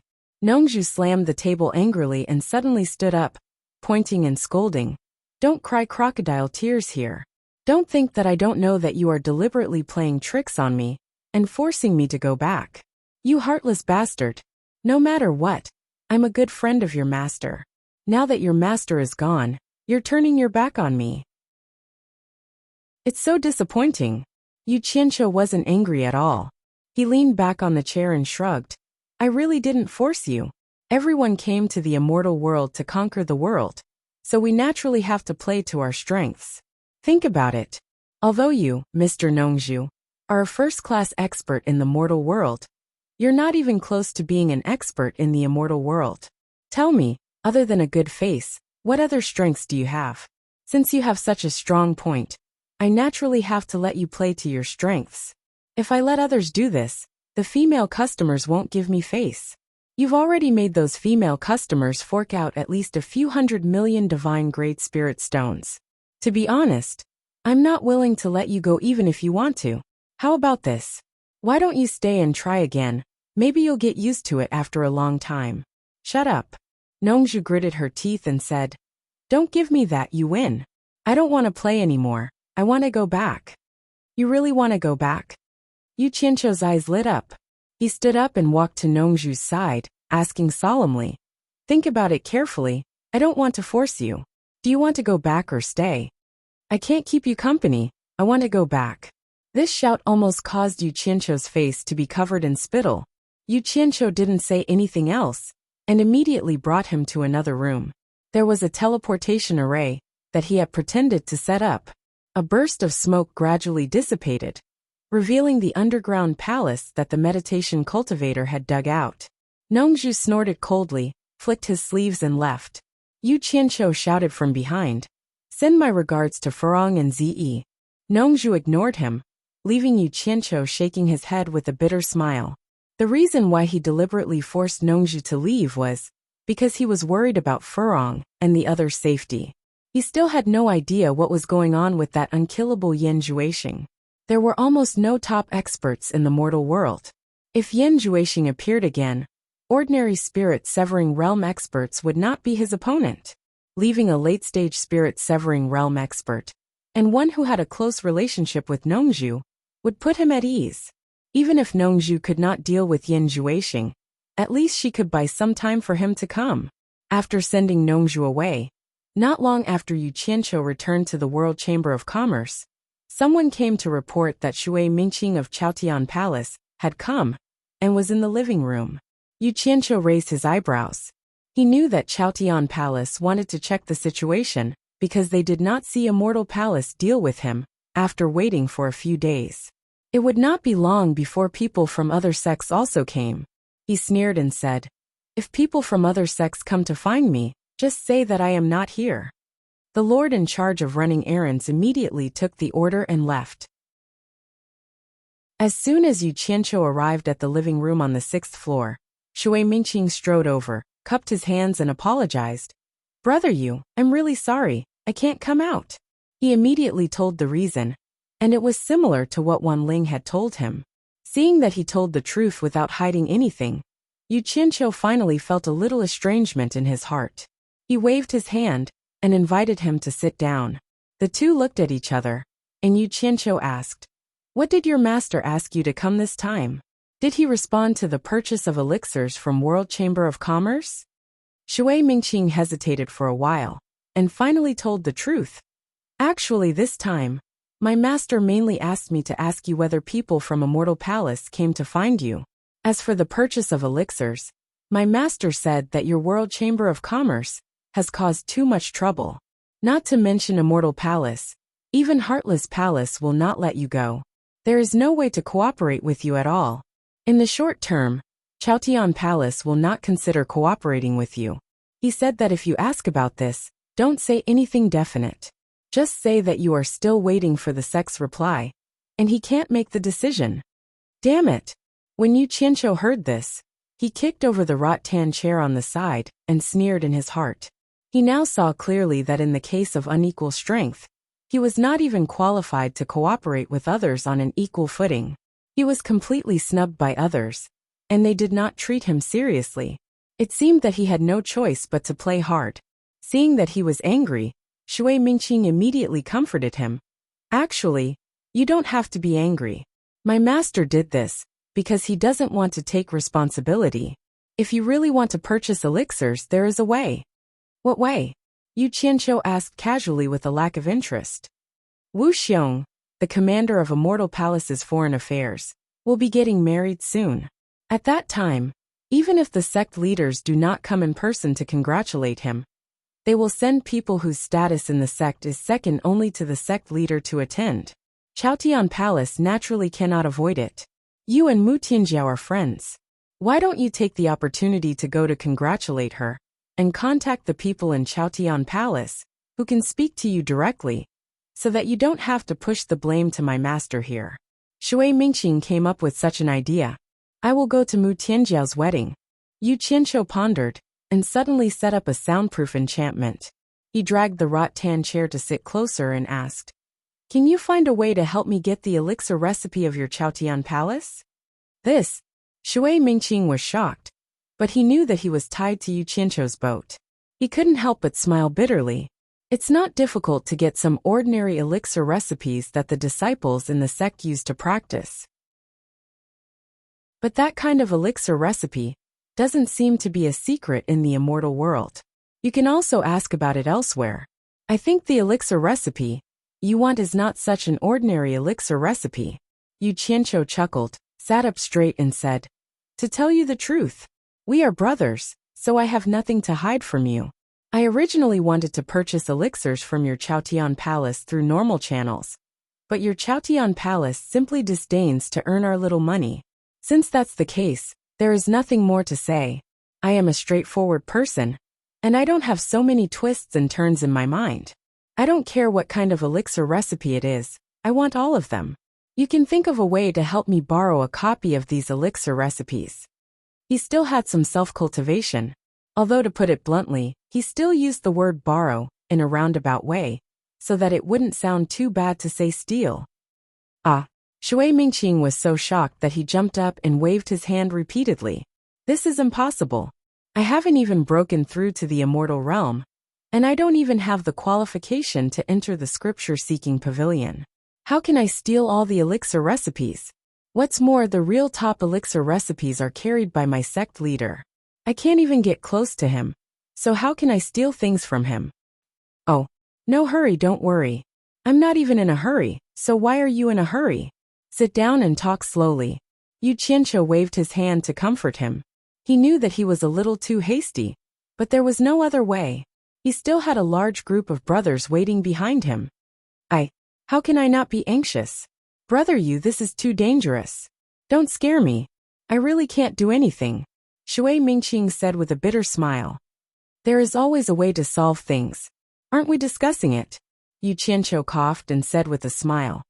Is your scripture-seeking pavilion the place where elixir recipes are kept? Not only elixir recipes, but also the various cultivation techniques of my Chaotian Palace. Seeing that he still didn't give up, Shui Mingqing put on an attitude of explaining the pros and cons, and said in detail, Elixir recipes and cultivation techniques are divided into levels. Only when you have reached the corresponding cultivation level will you be qualified to enter the corresponding level to read. As for the scripture-seeking pavilion, outsiders can't barge into it at all. Not only are there many experts guarding it from the outside, but there are also experts on every level. Most importantly, every Jade archive has a restriction placed on it. It can't be duplicated, and it can't be taken out of the scripture-seeking pavilion. Otherwise, the contents of the Jade archive will immediately self-destruct, and you won't be able to get anything out of it. Furthermore, the guards will be alerted the moment the Jade archive self-destructs. Think about it, under such strict protection, who can steal it? Chapter 904. Hearing this, Yu Qianqiu's first reaction was that it was a bit like supporting a mortal island back then. But presumably, the sutra depository of supporting a mortal island would be more tightly guarded. However, Yu Qianqiu didn't think much of it. With his own means, he could get the sutra depository of supporting a mortal island back then. Now Chaotian Palace might not be an iron bucket. As the saying goes, there's always a loophole in 100 secrets. He could study it carefully. After some thought, Yu Qianqiu asked slowly, "You just said that the top pill recipes of Chaotian Palace are with your sect leader. What kind of pill recipes are they? You still don't give up?" Shui Mingqing paused and said, "That's right, the sect leader carries them with him. It's said that those pill recipes refine golden pills that seize the fortune of heaven and earth and have extraordinary effects. However, it's useless even if you have the pill recipes, because the immortal herbs used to refine golden pills are hard to come by. It's rare to gather all the immortal herbs on the pill recipe and start refining. Brother Yu, don't think about these golden pill recipes anymore. Our sect leader's cultivation is profound. It's impossible to get the pill recipes from him." Yu Qianqiu nodded slightly and didn't say anything. He knew this. Most of the top sect leaders in the celestial world had reached the intermediate stage of celestial emperor. Even if they hadn't reached it yet, they weren't far from it. It was difficult to get close to them, let alone steal their things. Unless you had the ability to kill them, or they were willing to hand it over, it would be possible. However, these two situations were unlikely to happen. While the two of them were talking, Du Feng and Hui Yunlong had already come to visit Yu Qianqiu on the first floor of the World Chamber of Commerce. However, the two of them were speechless when they were told that Yu Qianqiu wasn't at the World Chamber of Commerce. They didn't know where he had gone, and the date of his return was uncertain. Helpless, the two could only go back. "What conditions do you have to meet to enter the sutra depository?" Yu Qianqiu asked with concern.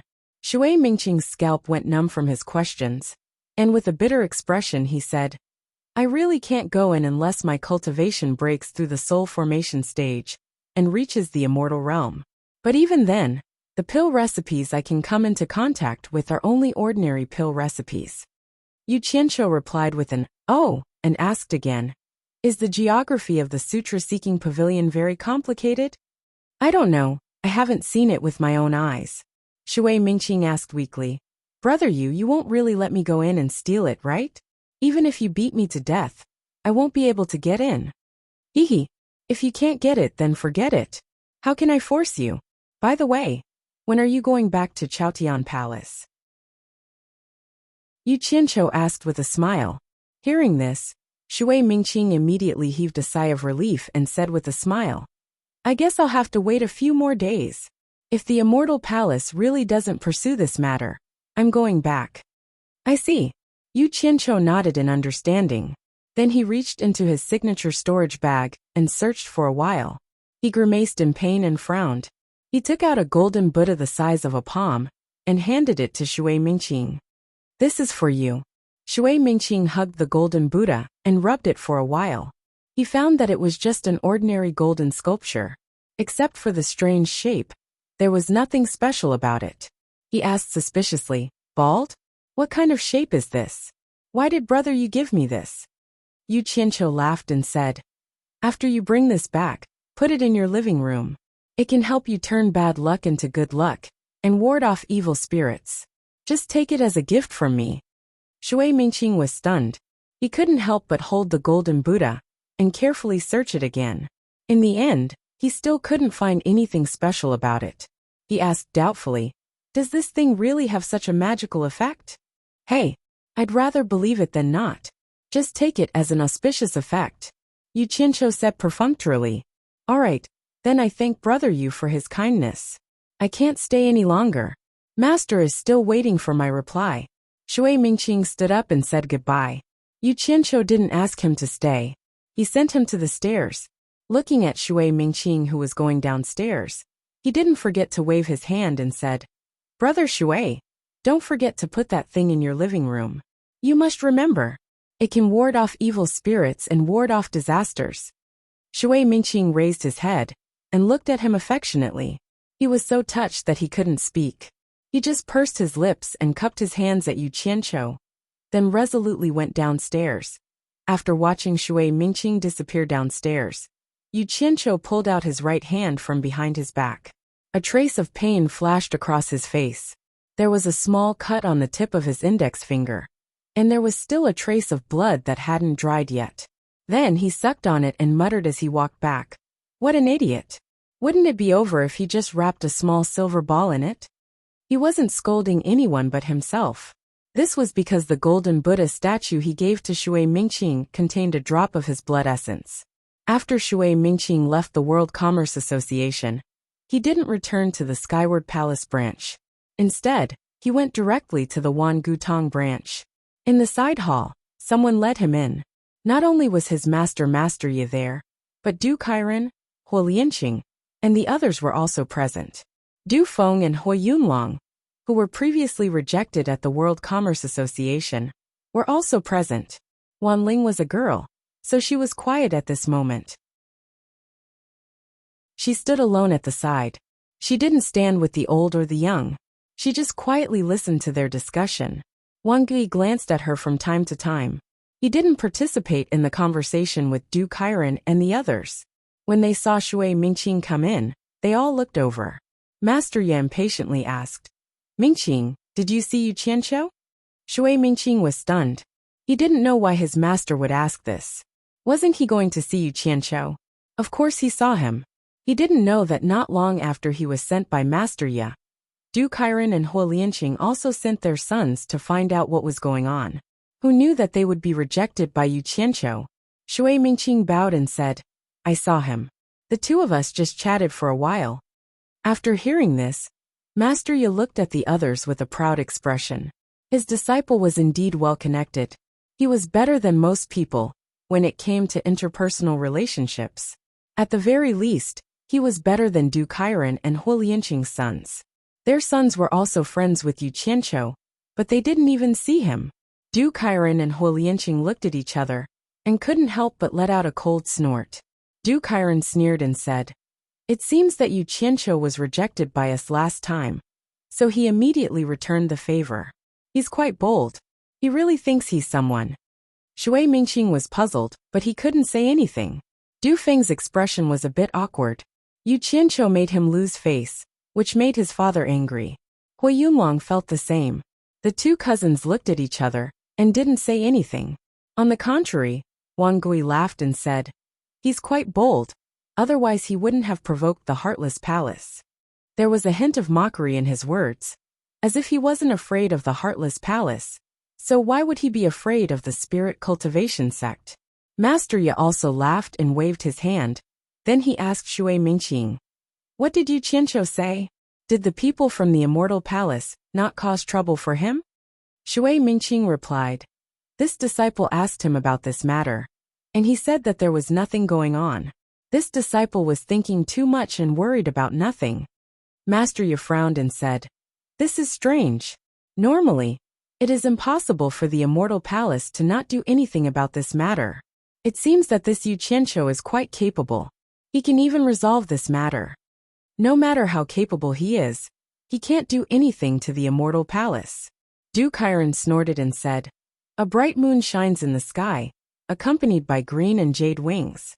Brother Ye, don't forget that the Great Bright Will has a close relationship with Wei Chuanqiu and Yunpeng. If I'm not wrong, the reason why Yu Qianqiu could safely pass this time is probably because the Great Bright Will helped him out of respect for Wei Chuanqiu and Yunpeng. Otherwise, I'm afraid the Immortal Palace wouldn't even need to respond. The great bright wheel would deal with it first. Master Yi nodded slightly. Then he shook his head and said, "The immortal emperor is very afraid of the myriad swords demon monarch. So how can the great bright will help in this matter? I reckon that without the immortal emperor's approval, the great bright will wouldn't dare to make a decision." The moment these words came out, everyone was even more confused, but they couldn't figure out the reason, no matter how they thought about it. Only Wan Ling, who was at the side, had a faint smile on her face. She thought that she was the one who knew the reason the best, and she was even more certain that Yu Qianqiu was the immortal emperor's trusted spy. And when Wan Gui, who was paying attention to her from time to time, saw that smile, his heart couldn't help but tremble slightly. He remembered that when Yu Qianqiu looked for him to be a referral, it ended up alarming Wan Buosheng. He still remembered Wan Buosheng's words clearly. Wan Buosheng once said, "Try not to provoke him in the future. This person has a very deep background." In addition, Wan Buosheng and Wan Ling didn't take this matter seriously. It seemed that they had long guessed that nothing would happen to Yu Qianqiu, and sure enough, nothing happened to Yu Qianqiu. Thinking of this, a thought flashed through Wan Gui's mind. There was no need to say anything. This Yu Qianqiu's background was the Immortal Palace. Other than this explanation, there was no other reason. After a moment of silence, Wan Gui laughed and said, "Since you can't figure it out, then don't think about it. Anyway, it's a good thing that everyone is fine. Why don't we talk about something else? In a few days, it will be the wedding of the Immortal Palace's External Affairs Commander Wu Xiong. I think it will be an unprecedented grand occasion. I wonder who your sex will send to congratulate him." The few of them looked at each other speechlessly. How could they be in the mood to talk about this with him? Since the matter with Yu Qianqiu was over, they should immediately report it to the sex so that they wouldn't worry. Du Kairan took the lead and said, "I still have something to do, so I'll take my leave first." With him taking the lead, Huo Lianqing and Master Yi also took their leave. In the blink of an eye, only Wan Gai and Wan Ling were left in the room. At this time, Yu Qianqiu of the World Chamber of Commerce had just received 2 golden wedding invitations. They were signed by Wu Xiong and Mu Tianjiao, inviting him to attend their wedding ceremony at the Paradise Wonderland. In layman's terms, it was to go to the wedding banquet. But there was also a wedding invitation for Lu Yanqing, which surprised Yu Qianqiu. He didn't expect that 2 women would have feelings for each other after fooling around in a room for a night. Chapter 905. In the living room on the 6th floor, Yu Qianqiu stood quietly in front of the transparent crystal window and looked out. When he heard something behind him, he looked back and saw that it was Lu Yanqing. He immediately smiled and said, "Lu, Beauty Lu is here." When he called her face to face, he found that he didn't know what to call her. It was obviously inappropriate to call her Senior Lu, and it felt a little weird to call her by her name directly, although he was qualified to do so now. Therefore, he continued to use his comical style, praising him in passing.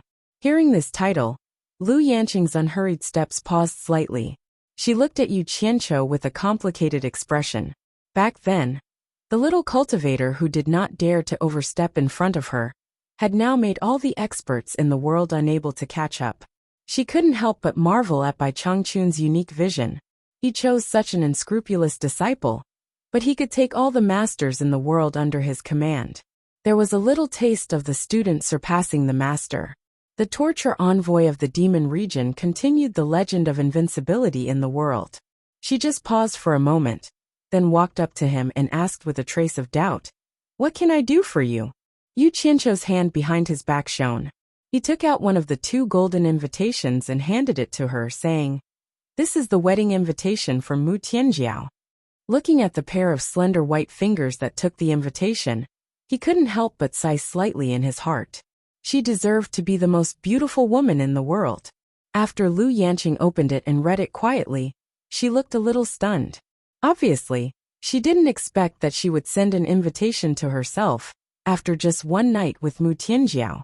She looked up at the other invitation in Yu Qianqiu's hand and asked lightly, "Can I go?" Yu Qianqiu waved the invitation in his hand and said with a smile, "This is an invitation from Wu Xiong Lianming, the commander of foreign affairs in the Immortal Palace. Do I dare to stop you? Go with me tomorrow. Lu Yanqing gently bit her lips and nodded. Then she looked at Yu Qianqiu and asked, I haven't seen Nongzhu for a long time. Has he returned to the human world? He was the one who wanted to go back. He couldn't let go of Zi, Yu Qianqiu said casually. He naturally wouldn't say that he was the one who forced him to go back. If there's nothing else, I'll go back. Lu Yanqing said with a bitter smile. Wait, Yu Qianqiu called out to her. Lu Yanqing stopped and looked at him. He scratched his head in distress and said, We can't go empty-handed to drink other people's wedding wine. He had to bring some congratulatory gifts. But now his identity is different. If the gift is too small, he won't be able to accept it. If the gift is too big, he doesn't care about that. But no matter what, he has to express his sincerity. You are also a woman. What gift do you think is good? I'll make it clear first. It's best if you can choose a gift that suits her heart. After all, her identity is different now. Maybe in the future, we will need her help. This. Lu Yanqing was stunned. She didn't seem to be used to his straightforward profiteering. After pondering for a while, she frowned and said, I didn't expect her to really invite me. She said it that night, and I thought she said it casually. I remember she said that she hoped I could play a song you made as a gift for her. Do you agree? The corner of Yu Qianqiu's mouth twitched. He said awkwardly, Do as you wish. Then what should I give her? Lu Yanqing's eyes lit up. She bit her lips and said, I think she likes the song you made. Why don't you make another one and give it to her as a gift? I think she will be very happy. Ugh. Yu Qianqiu waved his hands in fear and said, Forget it, it's too disgusting. No matter what, I am still the dignified sect leader of the world commerce. If I do such a thing in front of everyone's eyes, I will be suspected of flattery. In the future, I will be criticized by others. Since you are also a member of the world commerce, I'll just find a gift to make do with it. That's it. Hearing him say this, Lu Yanqing was a little disappointed. She could no longer hear his new song, but she knew that she did not have the qualifications to control him. She nodded and said, If there's nothing else, I'll go back first. Seeing that Yu Qianqiu did not say anything, she quietly turned around and left. After she left, Yu Qianqiu immediately frowned and walked upstairs with a heavy heart. The reason why he was so worried was because he knew that he had offended a few people in the ruins of God, especially the Heartless Palace. As long as he left the illusory immortal city, the Heartless Palace would most likely take the opportunity to kill him, so he had to find a helper. Currently, the only people in the world commerce that could help him were Wei Chuanqiu and Yunpeng. If he pulled these two experts over, as long as nothing unexpected happened, it should not be a problem. Right now, he was most worried about Bai Suzhen's safety here. However, after thinking about it, he felt that there wouldn't be any problems. Who in the immortal world would dare to make a move in the illusory immortal city? If it really didn't work out, he would temporarily send Bai Suzhen back to Utopia. Yu Qianqiu arrived at the door of his room, on the 22nd floor. Just as he was about to observe the movements inside through the crack in the door coincidentally opened. Wei Chuanqiu was startled, and immediately shouted with a frown. What are you peeking at again? Yu Qianqiu glanced inside, and saw that Bai Suzhen was floating in the air with her eyes closed. A white pearl was suspended above her head, emitting a faint light. Strands of white light seeped out from the pearl and circled around Bai Suzhen's body, causing Bai Suzhen, who was sitting cross-legged, to be enveloped in a misty white light. Her dignified and peaceful scene was like Guanyin Bodhisattva descending to the mortal world. The scene was extremely magical. However, before he could take a few more glances, the door was immediately closed by Wei Chuanqiu. I didn't peek. I came to look for you. Yu Qianqiu's gaze was cut off by the crack in the door as he smiled awkwardly. Looking for me? Wei Chuanqiu casually set up a soundproof barrier and said snappily, What's the matter? Yu Qianqiu chuckled, and immediately told him about the invitation he received. In the end, he said weakly, Considering that this trip is a little risky, I would like to invite you and Yunpeng to come with me. Aren't you very capable? Are you afraid of death? Wei Chuanqiu sneered resolutely. I'm not going. Yu Qianqiu became anxious on the spot. Bat Kingwei, you can't go back on your words. You promised to serve me for 100 years. Wei Chuanqiu expressionlessly raised his chin and said, It's not that I'm not keeping my words, but Bai Suzhen's cultivation has reached a critical moment. She's just at the beginning of her cultivation. She can't be disturbed in any way. I have to stay here to watch over her and protect her. Do you think I can leave? Yu Qianqiu was immediately dumbfounded. This reason was enough to shut his mouth. For the sake of Bai Suzhen's safety, what else could he say? He smacked his lips and turned around helplessly. Looks like I can only ask Senior Yumping to accompany me. There's no need to look for him. I've instructed him to watch over upstairs and not allow anyone to approach this floor from the outside. I'll guard inside and he'll guard outside. Wei Chuanqiu said word by word. I have to ensure my daughter's absolute safety. No one is allowed to endanger her safety, not even you. Then what about my safety? Once I leave the hallucinatory immortal city, I'll most likely be targeted by the Heartless Palace. Yu Qianqiu anxiously said, Think about it. If something happens to me, your daughter will definitely be sad. Can you bear to see your daughter become a widow? Wei Chuanqiu's old face instantly twitched. In the end, he gritted his teeth and took out a jade talisman. He injected something into it and crushed it. A weak glow quickly dissipated in the air. Yu Qianqiu's eyes lit up. He knew of this thing. It was the communication method of immortal experts. The higher the cultivation, the further the communication distance. After a while, there was a weak fluctuation in the air. Wei Chuanqiu put on a listening expression and then looked at Yu Qianqiu. Yimpeng and I can't go, but the Great Bright Wheel and Wu Xiong are friends. He will go. I've already told him that he'll come here tomorrow and bring you along. With him bringing you, I think the Heartless Palace won't dare to touch you. Aha. All right. I won't disturb you then. After solving the problem, Yu Qianqiu laughed and left. It was naturally safer to follow the Great Bright Wheel. On the 11th floor, Lu Yanqing paced back and forth in front of a door. She seemed a little hesitant. Not long after, the door opened on its own. When Lanfeng saw it was Lu Yanqing, and immediately smiled. I knew it was you from the sound of your footsteps. Do you want to come in? With that said, he stepped aside to make room. Lu Yanqing nodded with a smile and walked in. After looking around the simple furnishings in the room, she stood in front of the window. When Lanfeng closed the door and walked in, he asked curiously, What's the matter? This was the first time Lu Yanqing had come to his room to look for him. Lu Yanqing was silent. She took out the invitation and handed it to Wen Lanfeng. I'll go with you Qianqiu tomorrow. I'm afraid you won't be able to see me and worry, so I'm telling you in advance. Wen Lanfeng held the invitation and looked at it for a while. Then he handed it back to her and sighed. I heard that the Paradise of Immortals is where the Immortal Palace is located. There are many experts there. It's a place I can't do anything about. What? Lu Yanqing, who was holding the invitation, didn't understand what it meant. When Lanfeng turned to face the window and smiled bitterly. In fact, it's not just the Paradise of Immortals. Maybe I can be considered an expert in the human world. But since coming to the immortal world, I've lost the qualifications to protect you. There are many experts everywhere in the immortal world. I don't even have the qualifications to protect myself, so how can I protect others? I've thought about this for a long time. It seems that it's time for me to leave you. What? What did you say? Lu Yanqing asked carefully. Are you going back to the human world? When Lanfeng shook his head and turned back to look at Lu Yanqing, he took a deep breath and smiled faintly. Only by cultivating in a higher level can one's cultivation be higher. Yanqing, when I'm not here, you must learn to take care of yourself.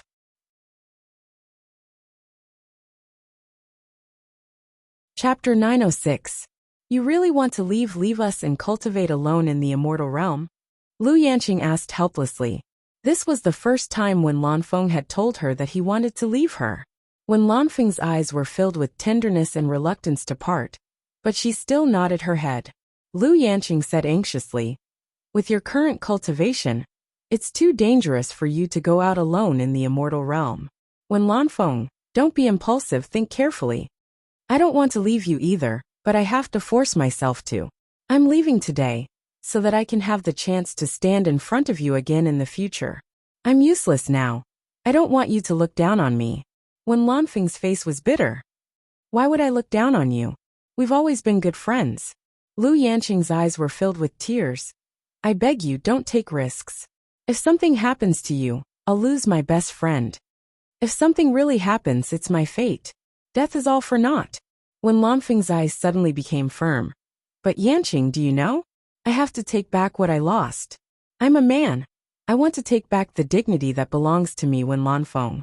That's the courage that allows me to continue protecting you. If a man loses his courage, then he can no longer be considered an upright man. Do you know that I am anxious and hesitant every day? Crystal clear tears slid down Lu Yanqing's cheeks as she shook her head silently. When Lanfeng's pupils shrank, his heart felt like it was being cut by a knife.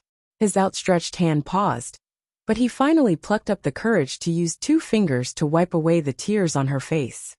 When we came here, we heard the story of Bai Changchun challenging the emperor of the underworld. That was a shocking feat that shocked the 3 realms. Although he lost, it was a glorious defeat. When Lanfeng withdrew his hand from her face and said with a sad smile, we all know that Bai Changchun is very strong because he has always been strong. He is an unsurpassable monument in the human world, a legend in the human world. But no one thought that he would be so strong to such a terrifying extent that his legend continued to be written in the underworld. He fought the 4 netherworld generals alone, and was not defeated. Finally, he brazenly challenged the netherworld emperor, who only exists in our imagination. He is too powerful. Lu Yanqing burst into tears, her shoulders trembling. She said, what do you want to say? When he was in the human world, people called him the #1 expert in the world. But do you still remember? People call me the 2nd strongest after him. When Lanfeng took a deep breath and said, he's too strong.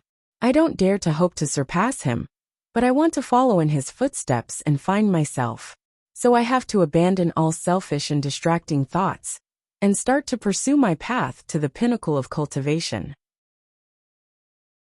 If I don't die, when we meet again in the future, I hope we can be fated to protect you again. As soon as he finished speaking, Wen Lanfeng strode out without looking back. Lu Yanqing cried out behind him, Wen Lanfeng, no. However, this time, Wen Lanfeng didn't even look back. With unprecedented courage, he disappeared outside the door. Lu Yanqing chased after him. In the living room on the 6th floor, Yu Qianqiu looked out the window with his hands behind his back. He said indifferently with an expressionless face, have you really made up your mind to leave the world commerce and go to the immortal world to cultivate alone? Behind him, Wen Lanfeng and Lu Yanqing stood side by side. Lu Yanqing looked at the 2 with anticipation. She hoped that Wen Lanfeng would change his mind, but also hoped that Yu Qianqiu would dissuade Wen Lanfeng from staying. Yes, Wen Lanfeng said firmly. Lu Yanqing looked at him and shook her head. A murderous intent flashed across Yu Qianqiu's face as he faced the crystal window. If he left Wen Lanfeng outside, then he would lose control of Wen Lanfeng. If for some unforeseen reason, Wen Lanfeng leaked the world commerce's secret, then the entire world commerce would be implicated, especially Yu Qianqiu himself. After considering it again and again, Yu Qianqiu twisted his fingers together and slowly said, I won't stop you if you want to leave, but you have to give me a reason to leave. I can't treat the lives of everyone in the world commerce as child's play. Otherwise, even if I agree, they won't agree. Not to mention Wen Lanfeng. Even Lu Yanqing felt the indistinct murderous intent on Yu Qianqiu's body. Lu Yanqing immediately panicked. She knew that Yu Qianqiu was the kind of person who would make a move when he said he would. Once he made a move, he wouldn't show mercy. Wen Lanfeng wasn't surprised at all. After dealing with Yu Qianqiu for so many years, she more or less understood Yu Qianqiu's nature.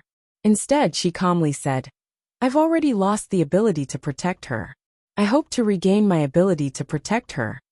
Yu Qianqiu slowly turned around to look at Lu Yanqing and said in confusion, For her? Then he nodded and said, I understand. You can leave. Thank you for your understanding. I have a request. Speak. I hope you can protect her safety. Just as when Lanfeng said this, Lu Yanqing shook her head with tears in her eyes and said, "Don't go." Yu Qianqiu glanced at Lu Yanqing and felt disdain in his heart. When Lanfeng being able to come this far is all thanks to you, what else do you have to cry about? He paused and said, I will do my best to protect everyone in the world commerce, not just her.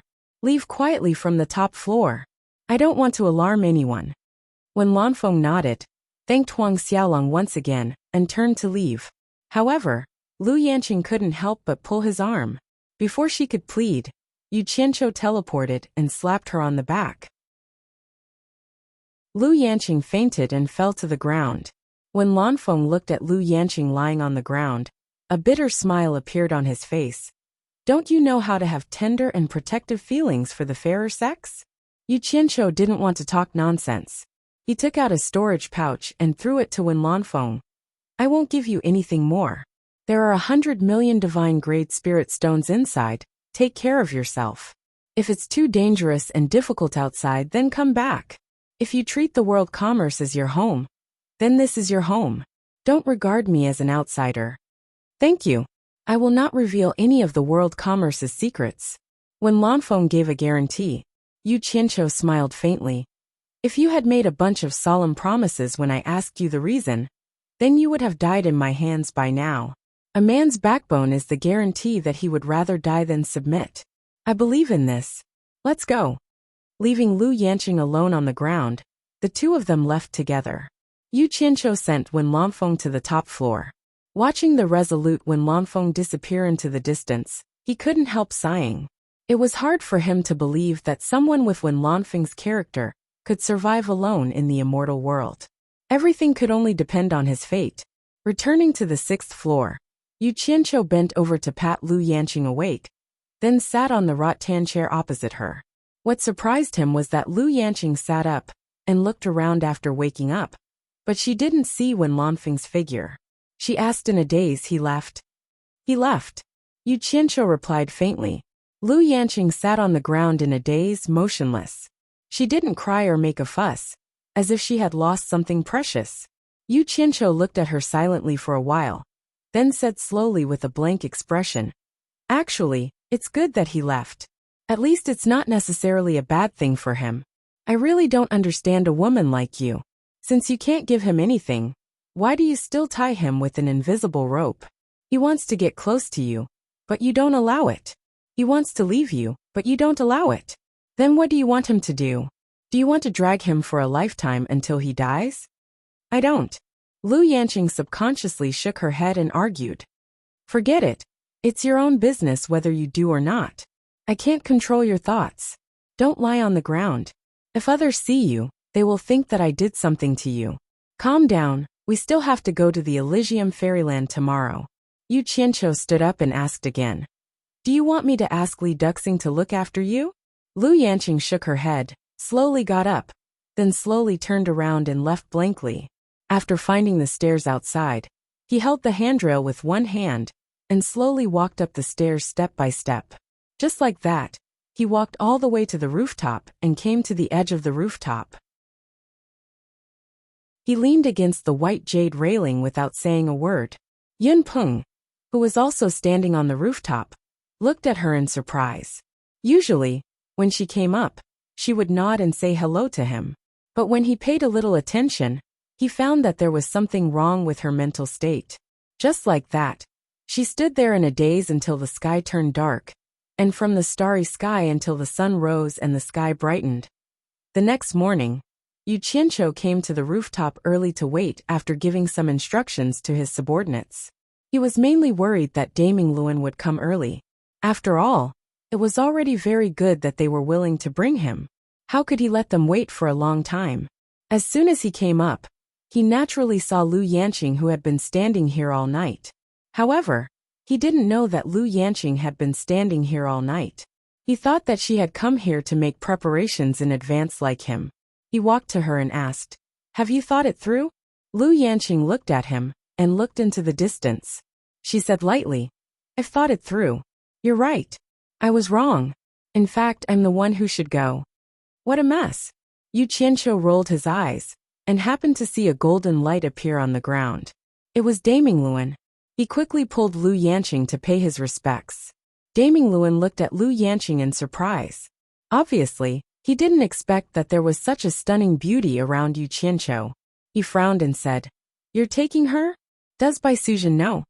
The meaning behind his words seemed to be, "Does your wife know?" Yu Qianqiu knew that he had misunderstood and quickly explained, "She's a friend of Mu Tianjiao's. She also received an invitation, so she's going with us." "So that's how it is." Damingluan didn't ask any more questions. He released a flying shuttle and flashed on it. After the other two came up, he nodded at Yin Peng and drove the flying shuttle away. Chapter 907. A ray of light quickly flew across the sky. The great bright wheel drove the flying shuttle at a very fast speed, causing the depressed Lu Yanqing to look around in shock. This was the first time she had tried flying at such a fast speed. However, to Yu Qianqiu it was nothing. After all, he was someone who had seen it before. It was much slower than when he was sitting on Wei Chuanqiu and Yin Peng. In the immortal world, the illusory immortal city and the paradise immortal realm were both in the sealed immortal prefecture of the 13 great immortal prefectures, so the distance was not very far.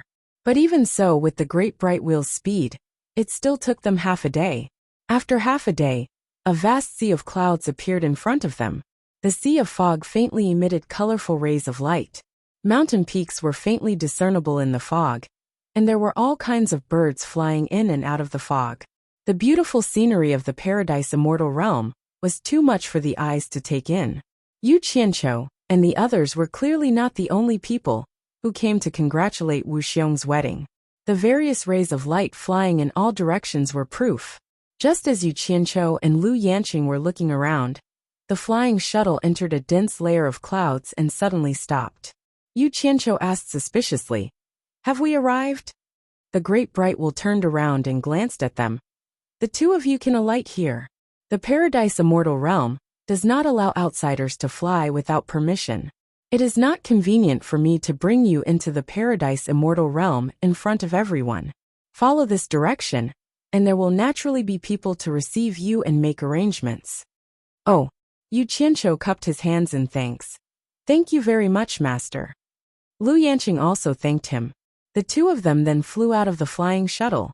After the great bright wheel waved his hand and kept the flying shuttle, he turned into a ray of light and instantly flashed out of the dense layer of clouds. The two of them looked at each other like headless flies.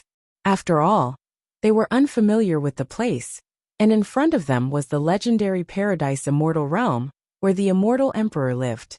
The two of them were somewhat nervous, but this was also good. It temporarily allowed Lu Yanqing to escape from her depressed state. After that, the two of them emerged from the thick layer of clouds. The streams of light that were flying in from all directions also revealed themselves and slowed down. After all, the paradise immortal realm was right in front of them. No one dared to barge in. Lu Yanqing had never seen such a big scene before. She carefully followed behind Yu Qianqiu, and Yu Qianqiu's skin was always thick. Although she was not familiar with the road, it was definitely right to follow the crowd. At first glance, he seemed to be familiar with the road. Lu Yanqing is like a shy little wife, closely following behind Yu Qianqiu. Yu Qianqiu looks around and leads her to follow the crowd towards the sea of clouds and fog. Not long after, they arrived at the edge of the mountain range of the paradise immortal realm. In front of them, there is a large area of simple houses that have been temporarily built, and there are already many people who have arrived early. Everyone landed on the outskirts of the simple house. Yu Qianqiu and Yu Qianqiu landed as well. There were quite a few golden-robed men standing on the roof of the simple house. There was a golden-robed man every 20 meters. All of them were looking down with gleaming eyes. Under the simple entrance archway, there is a row of golden-robed people standing on both sides. The people who enter show them the token that represents their sect. After all, not everyone can come to such an occasion. Because of Lu Yanqing's outstanding appearance, she immediately attracted the attention of the surrounding people. When they found out that she is only in the middle stage of the soul formation stage, a trace of evil flashed in some people's eyes. However, because it is here, no one dares to act recklessly, so there is no trouble. Then these people discovered that Lu Yanqing is closely following behind Yu Qianqiu. They can't help but check Yu Qianqiu's cultivation, but in the end, no one can see through Yu Qianqiu's background, so they immediately restrain themselves a lot. Although there is beauty in front of them, if they offend someone they can't afford to offend, they will lose their life, and that will not be fun. This one is the sect master of Lingjia sect Fu Dong. This friend looks very unfamiliar. May I know which sect you are an expert from? A dark and swarthy man dressed in gray asked Yu Qianqiu with his fists cupped. Yu Qianqiu tilted his head to take a look, and found that the other person looks like a person who just climbed out of a coal mine. His skin is not ordinary black. Seeing that it is him who asked the question, he immediately cupped his fists and replied, "This one is the sect master of world commerce, Yu Qianqiu." The dark and brawny man Fu Dong choked on the spot and was speechless. Yu Qianqiu can be said to be a famous person in the immortal world. He is an awesome person who dares to go against the Heartless Palace. Even if they have not seen him, they have heard of his name for a long time. However, the surrounding people do not seem to give this awesome person face. After hearing Yu Qianqiu's name, they all subconsciously squeezed out, not willing to get close to him, afraid that they will be misunderstood by the Heartless Palace. Yu Qianqiu glanced around and found that it is much more empty. It is no longer so crowded. Lu Yanqing, who is shrinking, immediately feels a lot more comfortable. Fu Dong silently turned his head, wanting to pretend that nothing has happened. However, in his heart, he wants to slap himself. Why am I so unlucky? I just wanted to strike up a conversation, and I have to meet this guy. Forgive me for being ignorant. May I know what Brother Fu's Ling Jia sect is proficient in? Yu Qianqiu thought that since he has nothing to do, it is not a bad thing to chat and make more friends. Fu Dong, who had already followed the crowd to the memorial arch, took a big step forward. After showing his sect's token, he quickly slipped inside. His Lingjia sect was just a small unranked sect. He really didn't want to be misunderstood by a colossus like the Heartless Palace. Otherwise, the consequences would be very tragic. Thinking about the two surviving sect masters of the 4 islands of Lake Light in the illusory immortal city, they have been hiding everywhere, but still could not escape the pursuit of the Heartless Palace. Moreover, they have implicated their entire sect. Really, what is the hurry? Yu Qianqiu muttered, and also took out his sect token for the golden-robed guard to see. His keepsake was made by himself. It was just a token made of nether iron. However, the 4 words World Chamber of Commerce carved on it were a bit special. It was made of a dozen kinds of messy metals and looked very colorful. World Commerce. The golden-robed guard looked at the token again and suddenly asked, "You are the sect master of the World Commerce, Yu Qianqiu?" As soon as he said this, everyone nearby looked at Yu Qianqiu. Under everyone's gaze, Yu Qianqiu asked curiously, "May I ask if there is a problem?"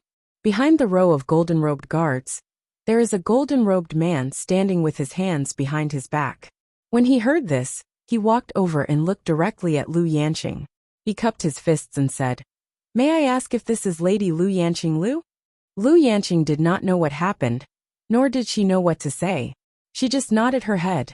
The row of golden-robed men immediately made way. The golden-robed man at the back waved his hand and said, "Madam has been waiting for a long time. The commander has ordered me to welcome you. Please follow me, Lady Lu." Everyone nearby looked at Lu Yanqing. They did not know where she came from. She actually alarmed Wu Xiong to personally send someone to welcome her. This was really a big deal. Lu Yanqing looked at Yu Qianqiu at a loss. Yu Qianqiu was stunned and then understood. Mu Tianjiao had specially sent someone to welcome Lu Yanqing. Then he coughed and said to Lu Yanqing, "Since the commander's wife has invited you, then you should go. Nothing will happen."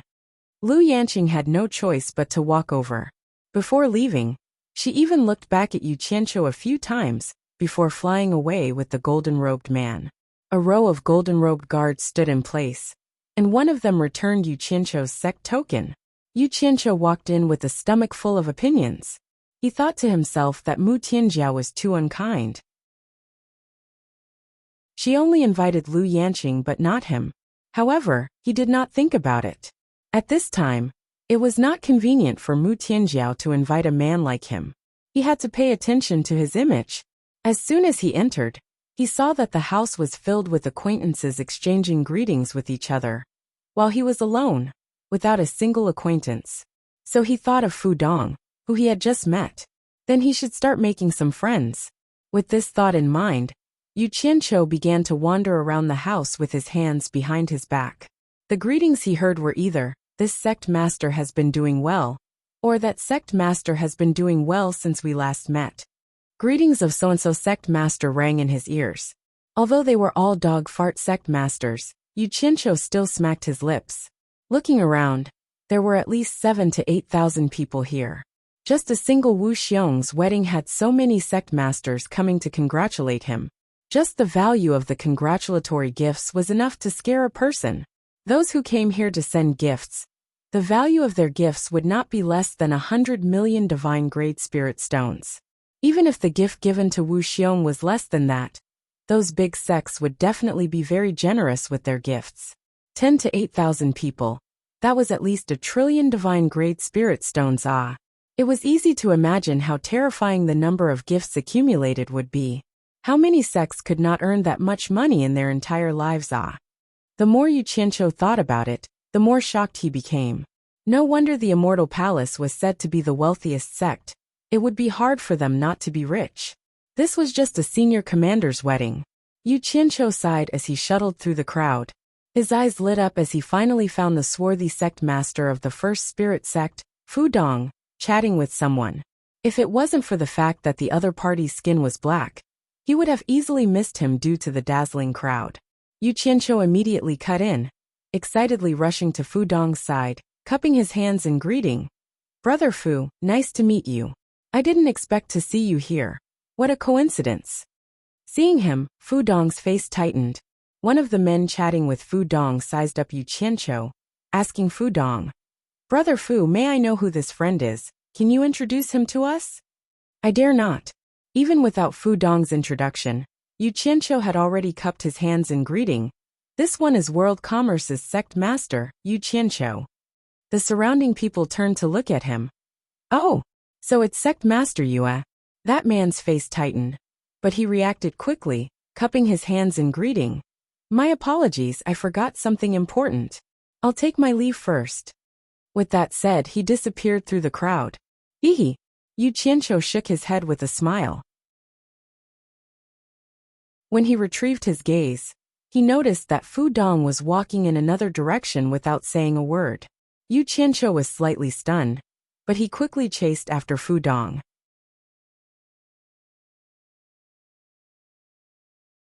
Chapter 908. None of them were ordinary people. Plus, they weren't concealing themselves. How could they not know that someone was following them? Fu Dong turned left and right as he quickly walked to a relatively remote place with fewer people. He suddenly turned around to look at Yu Qianqiu and asked somewhat helplessly, "Sect Master Yu, why are you following me?" Yu Qianqiu was also feeling gloomy. He could tell that the other party wanted to rid himself of the suspicion. He couldn't help but frown and say, "It's not that I don't want to let you go, but I've discovered that Sect Master Fu looks down on me. I wonder what I've done wrong to make Sect Master Fu avoid me and feel that it's beneath you to associate with me?" "Sect Master Yu, why do you say that? When did I look down on you?" Fu Dong didn't know whether to laugh or cry. "Then why are you avoiding me?" Yu Qianqiu looked Fu Dong up and down. Although he couldn't see through Fu Dong's cultivation, he had never even heard of Lingjia sect. So Fu Dong's cultivation couldn't be that high. He narrowed his eyes and snorted coldly. Yu Qianqiu, I'm not someone who can be insulted by just anyone. If you don't give me a good explanation today, don't blame me for bringing experts to your Lingjia sect for a spar." This was an undisguised and direct threat. Fu Dong was tongue-tied and speechless. His cultivation was about the same as the 4 sect leaders of the 4 islands of Lake and Light. He admitted that he was not Yu Qianqiu's match. Besides, who else could be called experts in the world commerce besides Yunpeng and Wei Chuanxiu? If Yu Qianqiu really brought people to their door, Lingjia Gate would probably be erased from the immortal world. "Sect Master Yu, please don't misunderstand. I don't have any intention of looking down on you. It's just that the grudge between your sect and Heartless Palace is too deep. Meilingjia Gate is weak and doesn't dare to attract Heartless Palace's attention. Fu Dong cupped his hands and smiled bitterly. Sect Master Yu, please be magnanimous and don't make things difficult for me. So that's why. Yu Qianqiu's brows raised. Now he finally understood why everyone avoided him like a snake, or a scorpion the moment they heard his name. At the beginning, he thought that it was because of the battle at the illusory immortal city's life and death mound that made him famous. But it turned out that everyone was still afraid of the Heartless Palace. Yu Qianqiu looked around at the bustling crowd. It seemed like as long as Heartless Palace was still powerful in the immortal world, small sects like Fu Dong wouldn't dare to make friends with him. Other than those big sects that weren't afraid of Heartless Palace, the World Commerce Association was destined to be isolated. Thinking that it was meaningless to make things difficult for Fu Dong, just as he was about to tell him to get lost, he saw that there was a back door guarded by two golden-robed men not far away from them. It just so happened that a few people showed their golden invitation cards and left through the back door unimpeded. Why did they leave through the back door? Yu Qianqiu asked. Fu Dong looked in the direction he was looking at and replied, I heard that the top 50 sects and top 50 commerce associations in the immortal world all received Wu Xiong's invitation. Adding them together, they are the top 100 sects in the immortal world. People like us, who didn't receive an invitation, can only drink a cup of wine in this simple house. As for those who received an invitation, they can enter the residence of the Immortal Palace's External Affairs Commander in the Paradise Immortal Realm and become a distinguished guest. Invitation card? Yu Qianqiu took out the golden invitation card and handed it to Fu Dong. Is this the invitation card you're talking about? Fu Dong opened the invitation card and looked at it speechlessly. He thought of the rumor that Yu Qianqiu and Mu Tianjiao were friends and thought, why are you following me around even though you have an invitation card? Fu Dong nodded speechlessly and returned the invitation card to him. Yu Qianqiu held the invitation card and patted it thoughtfully. Then, he cupped his hands at Fu Dong and said, I'll take my leave first, lest I make things difficult for sect leader Fu. If you're not afraid of Heartless Palace finding trouble with you, sect leader Fu, why don't you come to my World Chamber of Commerce when you're free? I welcome you at any time. Farewell. With that said, he strode to the back door and showed the golden-robed guard the invitation in his hand. After asking for the direction of Wu Xiong's residence, he smoothly left through the back door. Watching him leave, Fu Dong heaved a sigh of relief. He thought, I can't wait to hide from you, so why would I go to your World Chamber of Commerce? Holding the invitation card meant that Yu Qianqiu had obtained the right to fly within the mountain range of the immortal land of bliss. However, this did not mean that he could roam freely within the immortal land of bliss. There were guards at a certain distance in the air, monitoring those who came to attend the banquet, all the way to Wu Xiong's residence. Yu Qianqiu had no choice but to obediently fly forward. Along the way, his eyes would light up every time he caught a glimpse of all sorts of rare immortal herbs appearing in the mountains and rivers below.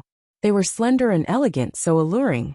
However, these rare and precious immortal herbs seemed to have lost their value here, no different from wild grasses in the barren hills. Yu Qianqiu saw with his own eyes a giant wild beast rolling on the ground, trampling an immortal herb worth several 100 million divine-grade spirit stones into dregs, causing him to feel heartache. Although it was an unintentional scene, Yu Qianqiu was inwardly apprehensive. The things that sects in the immortal world fought and killed each other for were things that the Immortal Palace did not even spare a glance for. One could see the Immortal Palace's wealth and strength at a glance. Curse that neighbor! Initially, Yu Qianqiu had prepared a stock of immortal herb worth 500 million divine-grade spirit stones as a congratulatory gift. But now, he really couldn't bring himself to take it out. He couldn't possibly take out a stalk of wild grass as a congratulatory gift, right? On top of a mountain shrouded in clouds and mist, stood a majestic courtyard that resembled a crouching tiger and coiling dragon. Yu Qianqiu descended outside the high walls. The main entrance was a gatehouse, and on top of the gatehouse was a large golden plaque with the words External Affairs Grand Commander Manor engraved on it. There were golden-robed guards guarding the gatehouse from top to bottom. Yu Qianqiu took a quick glance around, and his pupils suddenly shrunk. His entire body froze on the spot. In the distance, there was a mountain peak hovering in the sky, and on top of the mountain peak was a majestic golden palace, shrouded in resplendent golden light. The majestic palace was faintly discernible amidst the clouds and mist, exuding a dignified and solemn atmosphere. At first, Yu Qianqiu thought that it was an illusion created by the multicolored sunglow, but upon closer inspection, he discovered that it was true. The mountain floating in the air was actually the upper half of the mountain below. The entire mountain had been cut in half by someone. Half of it was on the ground, while the other half was inconceivably floating in the air. He truly had no idea how it was done. Immortal Palace. This word suddenly popped up in Yu Qianqiu's mind. He stood there silently for a moment, then slowly exhaled. In his heart, he was almost certain that the palace hovering in the air was the Immortal Palace, because he couldn't think of any other palace that dared to stand above the entire blissful paradise. Looking around at the surrounding mountains, there were many that looked similar to the Wuxiong residence, but only that golden palace hovering in the air was the only one. When Yu Qianqiu's gaze slowly moved away, his gaze paused on the second peak beside the main peak. It was as if he saw a crystal palace, different from the other palaces on the surrounding mountains. However, he didn't pay too much attention to it. Holding the golden invitation in his hand, he walked to the gatehouse. The guard opened the invitation and shouted, "The World Commerce Conference's guests have arrived."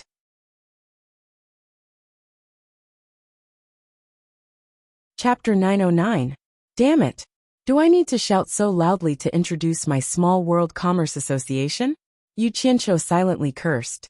Standing at the entrance, he could already see a large group of people inside the wall. Each of them had an extraordinary aura. Those who could come here represented the various large sections. There was no need to guess to know what kind of experts they were. What gave Yu Qianqiu goosebumps was that after the guard called out his small World Commerce Association, the experts inside gave him too much face. They all turned their heads to look at him. Each of their gazes were like torches, causing Yu Qianqiu to almost shiver. That feeling was like taking a shower in a room, and suddenly a wall fell down, and a group of people happened to be standing outside, seeing her naked body, and there was no place to hide. Standing at the entrance, Yu Qianqiu was stuck between a rock and a hard place. After some delay, he walked in with a smile on his face. He nodded at the people looking at him in a friendly manner. However, most of them turned their heads back with disdain. It seemed like no one was willing to greet him. Yu Qianqiu also knew his place. He knew that they were looking down on him. This was very normal. After all, the World Commerce Association, whether it was strength or status in the immortal world, was far inferior to the various sections. To put it bluntly, they did not have the qualifications to gather with everyone. Moreover, the people here were usually arrogant people. There were 100 to 200 people in the courtyard. They were either in pairs, or in groups of 3 to 5 as they chatted. Many people's gazes would faintly glance at Yu Qianqiu, who was walking in alone. Yu Qianqiu looked left and right, and found that there was no one he knew. Moreover, he could see that everyone was not very friendly towards him. Thus he decided that it was best not to provoke them. Thus, he obediently bypassed the crowd, and walked to a pavilion in the corner alone. He sat down and looked around leisurely. However, everything was about karma. He couldn't be at ease even if he wanted to. Yu Qianqiu, who was sitting leisurely in the pavilion, was suddenly startled. He saw a sturdy old man dressed in blue walk out from the crowd. The people who were chatting in the courtyard also looked over, and they all suspected that they were here to watch the show. Yu Qianqiu could tell from the other party's clothing that he was from the Heartless Palace. The blue-clothed elder slowly walked into the pavilion. He looked down at Yu Qianqiu with contempt and said, "Are you Yu Qianqiu of the World Chamber of Commerce?" Yu Qianqiu stood up with a smile on his face. He cupped his hands and said, "This junior is indeed Yu Qianqiu. May I know how to address senior?" "Ignorant junior. Do you think you are worthy of knowing this old man's name?" The blue-clothed old man said indifferently. The smile on Yu Qianqiu's face gradually froze. The anger in his stomach instantly erupted. Just as he was about to retort, he heard someone laugh and say, "Songyun Xian, as a senior, why are you making things difficult for a junior?" A fat man walked out with a smile. It was Wan Buxing's youngest son, Wan Lihong. He had come to congratulate Wu Xiong on his father's great joy. "Songyun Xian." Yu Qianqiu was slightly shocked. He had heard of this person before. He was the grandfather of the person he had killed outside the ruins of the god. Did he know that he had killed his grandson? Songyun Xian tilted his head and sneered. "Wan Lihong, you are also a junior in front of me. Since when was it your turn to interfere in my affairs?" Wan Lihong walked into the pavilion nonchalantly. He first nodded at Yu Qianqiu in a friendly manner, then turned to Songyun Xian and said, "Your eyes have always been on top of your head. How would I dare to interfere in your affairs? I just wanted to remind you out of goodwill that this is not your heartless palace.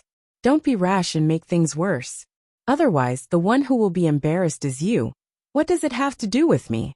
If you have the guts, why don't you jump here and watch? Be careful that you won't be able to return. But I don't think you have the guts to do that." Even though Yu Qianqiu didn't know who Wan Lihong was, he could tell from Wan Lihong's clothes that he was a subordinate of Wan Gutong. Wan Lihong's status in Wan Gutong was probably not ordinary. Wan Lihong must know that he was an immortal emperor's secret agent. Otherwise, why would he come out to talk back to the Heartless Palace? Being exposed by Wan Lihong, Songyun Xian's face twitched. He indeed didn't have the guts to cause trouble here. He snorted coldly and ignored Wan Lihong. He stared at Yu Qianqiu and asked in a low voice, "Let this old man ask you, why do you keep going against my Heartless Palace?" Yu Qianqiu slowly stood up, his face expressionless as he replied, "When did I keep going against your Heartless Palace? Who's the one that keeps going against who? Everyone in the world has eyes. You can't just randomly accuse someone of something. Even though bullying others is a common thing in the immortal world, no one can deny that justice exists in the hearts of the people." Wan Lihong nodded in agreement. The others also exchanged glances with each other, a little surprised. They didn't think that Yu Qianqiu would have such guts to speak to Songyun Xian in such a manner. Songyun Xian narrowed his eyes and said word by word, "You still dare to quibble? Do you want to die?" Yu Qianqiu couldn't help but sneer. Now that things had come to this, he finally understood that there was a dead knot between him and the Heartless Palace that couldn't be untied even if he wanted to. No matter how much he endured, the Heartless Palace wouldn't let him go. Since that was the case, why should he endure it? At least here, the Heartless Palace wouldn't dare to do anything to him. So there was nothing to be afraid of. "Do you want to die?" Yu Qianqiu sneered and said, "Anyone can bully others, but what can you do to me? I'm standing right here. Do you dare to touch me?" His tone was a little overbearing. Hearing this, everyone was shocked. They all thought that this brat really didn't know the immensity of heaven and earth. Even if the Heartless Palace didn't dare to do anything to him here, could he hide in the Paradise Immortal Realm for the rest of his life? Wan Lihong's eyes, on the other hand, lit up with joy. She hoped that the Heartless Palace and Yu Qianqiu would make a big deal out of this. With Yu Qianqiu's identity as an immortal emperor's secret agent, the Heartless Palace would definitely be the one to suffer in the end. Being provoked like this in front of everyone, Songyun Xian was extremely angry. His entire body emitted a tyrannical aura, as he said with a ferocious expression, "Let's see how long you can hide in the Paradise Immortal Realm." Yu Qianqiu sneered and said, "You better shut your mouth. Since you've angered me, I'll fight it out with you right now. I want to see if you dare to fight me here or not." Hee. The barefooted is not afraid of those wearing shoes. This old man's life is worthless, so I don't mind dragging an old dog like you down with me. The moment he finished speaking, suppressed laughter came from the surroundings. There were even people who laughed without restraint. Clearly, many people were happy to see Songyun Xian being insulted. "You dare to threaten me?" Killing intent suddenly erupted from Songyun Xian's body. He was truly angered by the other party's insults. He said fiercely, "This old man can't wait for you to make the first move. At that time, it would be natural for this old man to kill you in self-defense." "Kill you in self-defense?" You were clearly the one who provoked me first. I was the one who was forced to retaliate. Yu Qianqiu said mockingly. There are so many people watching. You don't have the final say. You have to ask how everyone will testify when the time comes. And Wan Lihong, who was at the side, nodded emotionally when he heard this. Justice is in the hearts of the people. Since he was so cooperative, the meaning behind his words was very clear. Song Yin-Xian's expression changed slightly. He was arrogant, but he was not a fool. Usually, the various sects would give way to the Heartless Palace, because they were not as strong as the Heartless Palace. However, if everyone really seized the opportunity to destroy the Heartless Palace, they would probably attack together. At that time, they might really not be able to return. You don't know the immensity of heaven and earth. Song Yin-Xian retracted his killing intent and said indifferently, On account of Great Commander Wu, I will not argue with you for now. After this, I want to see what ability you have to leave this paradise wonderland. Throwing down a ruthless sentence, Song Yin-Xian turned and left. Yu Qianqiu was not to be outdone. He laughed coldly behind Song Yin-Xian. How I leave is none of your concern. In any case, you don't have the ability to make me stay. Song Yin-Xian looked back at him with a sinister smile. There was no need for him to say anything, and he walked away unhurriedly. Everyone looked at Yu Qianqiu with pity. They reckoned that Yu Qianqiu would not be able to see tomorrow's sunrise. Wan Lihong, who was in the pavilion, did not have such worries. She smiled at Yu Qianqiu and left. In the end, Yu Qianqiu was left alone in the pavilion. No one came to pay attention to him. He was very clear that if he did not have the ability, he did not have the qualifications to ask for help from others. If this Wan Lihong did not mistakenly believe that he was really the Celestial Emperor's trusted secret agent, she would not have come to help him. Who would want to offend a colossus like the Heartless Palace for a minor character? Just like this, the sky was filled with the glow of the sunset. Only then did the golden-robed guards from the great commander's residence come to receive everyone and invite them to the back garden. The back garden was filled with rows of tables and chairs. The tables were filled with all kinds of rare fruits and nectar. Once everyone entered the back garden, they all went into a house with an open door.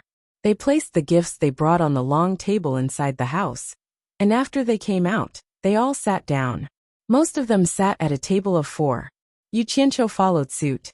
He also entered the house and placed his gift on the long table. After he came out, he looked around. Although there were still some empty tables, with his status, he guessed that no one would be willing to sit with him. Thus, he chose an empty table at the back and sat down. Looking at the table full of rare fruits and nectar, Yu Qianqiu was somewhat speechless.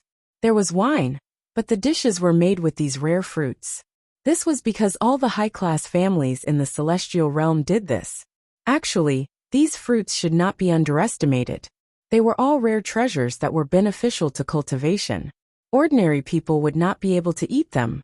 However, this was the first time that Yu Qianqiu had experienced such a scene, so he was not used to it. There were no signs of lanterns or decorations in the surroundings. It was very different from the wedding he had imagined. He alone occupied a large table in a corner. Although he did not think much of it, in the eyes of others, he seemed very unsociable and abnormally miserable. The sky gradually darkened, but the entire great commander's residence was brightly lit. It was as bright as day. Then a loud voice sang, "The newlyweds have arrived."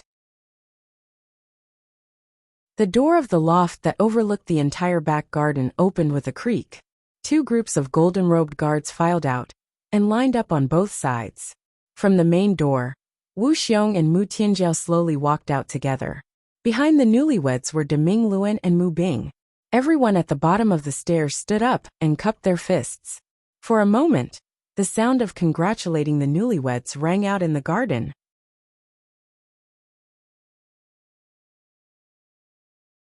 Chapter 9-10. Today, Mu Tianjiao was exceptionally beautiful. She had changed into a golden robe from head to toe, and wore a golden phoenix crown on her head, which complemented the imposing Wu Xiong. One was a graceful and dainty heroine, while the other was the external affairs commander of the immortal palace who held great power. One soft and one hard.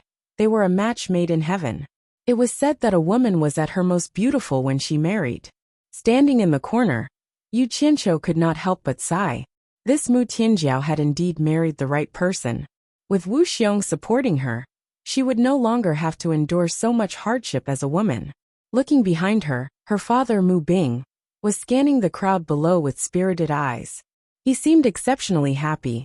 It seemed that her father was also quite satisfied with this marriage. Beside Mu Bing, De Mingluan stood there expressionlessly. However, from the position he was standing at, it was the position of the groom's closest relative. Clearly, his relationship with Wu Xiong was not ordinary. On the steps, Wu Xiong looked around and raised his hand. Immediately, a golden-robed guard came over with a tray. Wu Xiong and Mu Tianjiao each took a cup of wine from the tray. Wu Xiong raised his cup with both hands and said, "Today is Wu Xiong's wedding. Wu Xiong is very grateful to all the heroes of the various sections. My wife and I would like to toast to everyone." The husband and wife looked at each other and smiled. They raised their cups at the same time and drained it in one gulp. Everyone below also raised their cups and drained it. After downing a cup of wine, Mu Tianjiao's bright eyes scanned the crowd below. She did not see Yu Qianqiu in the crowd. Finally, she saw Yu Qianqiu standing alone in the corner. She then looked at the elders of the various sects present and immediately understood. She could not help but feel a little ashamed and blame herself for not considering it thoroughly. Although she had invited him with good intentions, she had undoubtedly embarrassed him. There was no place for him here. Yu Qianqiu's position was actually the most conspicuous. Even Wu Xiong could not help but be startled when he saw him standing alone and miserable. De Mingluan only glanced at him for a moment. When Mu Bing saw Yu Qianqiu, he frowned. "There are colleagues of the Immortal Palace in the garden next door. My wife and I will take our leave. Please, everyone, drink to your heart's content." Wu Xiong cupped his hands to the crowd, while Mu Tianjiao bowed slightly. Amidst the applause of the crowd, the two made an appearance and left. However, Big Mingluan and Mu Bing were left behind to entertain the guests. Some Immortal Palace guards followed the two of them down the stairs. The two of them went to two sides and began to toast table by table. Mu Bing was particularly happy. The guests at the table were all people he would have had difficulty meeting in the past, but now they were all smiling and congratulating him. He was so happy that his mouth almost didn't stop moving. Amidst the compliments, he felt a little carried away. On the other hand, De Mingluan appeared much colder. He only casually said things like, "Have a good drink," and the other guests at the table followed suit. No one dared to talk nonsense with him. Yu Qianqiu sat at the very back. Since they wouldn't be able to reach him anytime soon, he just hugged a juicy fruit and drank cup after cup of wine. In any case, people at their level of cultivation couldn't get drunk if they didn't want to. In fact, he was drowning his sorrows with wine. It wasn't because he felt lonely being ostracized by the crowd, but because he felt the gap between him and the other sex was too big. He also considered how difficult it would be for the world commerce to establish a foothold in the immortal realm. Just the Heartless Palace was enough of a headache. After Mu Bing finished toasting the last table in the row, he saw Yu Qianqiu hiding in the back. His smile froze, and he frowned slightly. To be honest, he felt that a person of Yu Qianqiu's level shouldn't have been invited to such an occasion. How could a small character like Yu Qianqiu be qualified to come to the Paradise Immortal Realm's Foreign Affairs Grand Commander's office? Now look at him. What did he look like on such a joyous occasion? He made it seem like he wasn't a good host. How unlucky.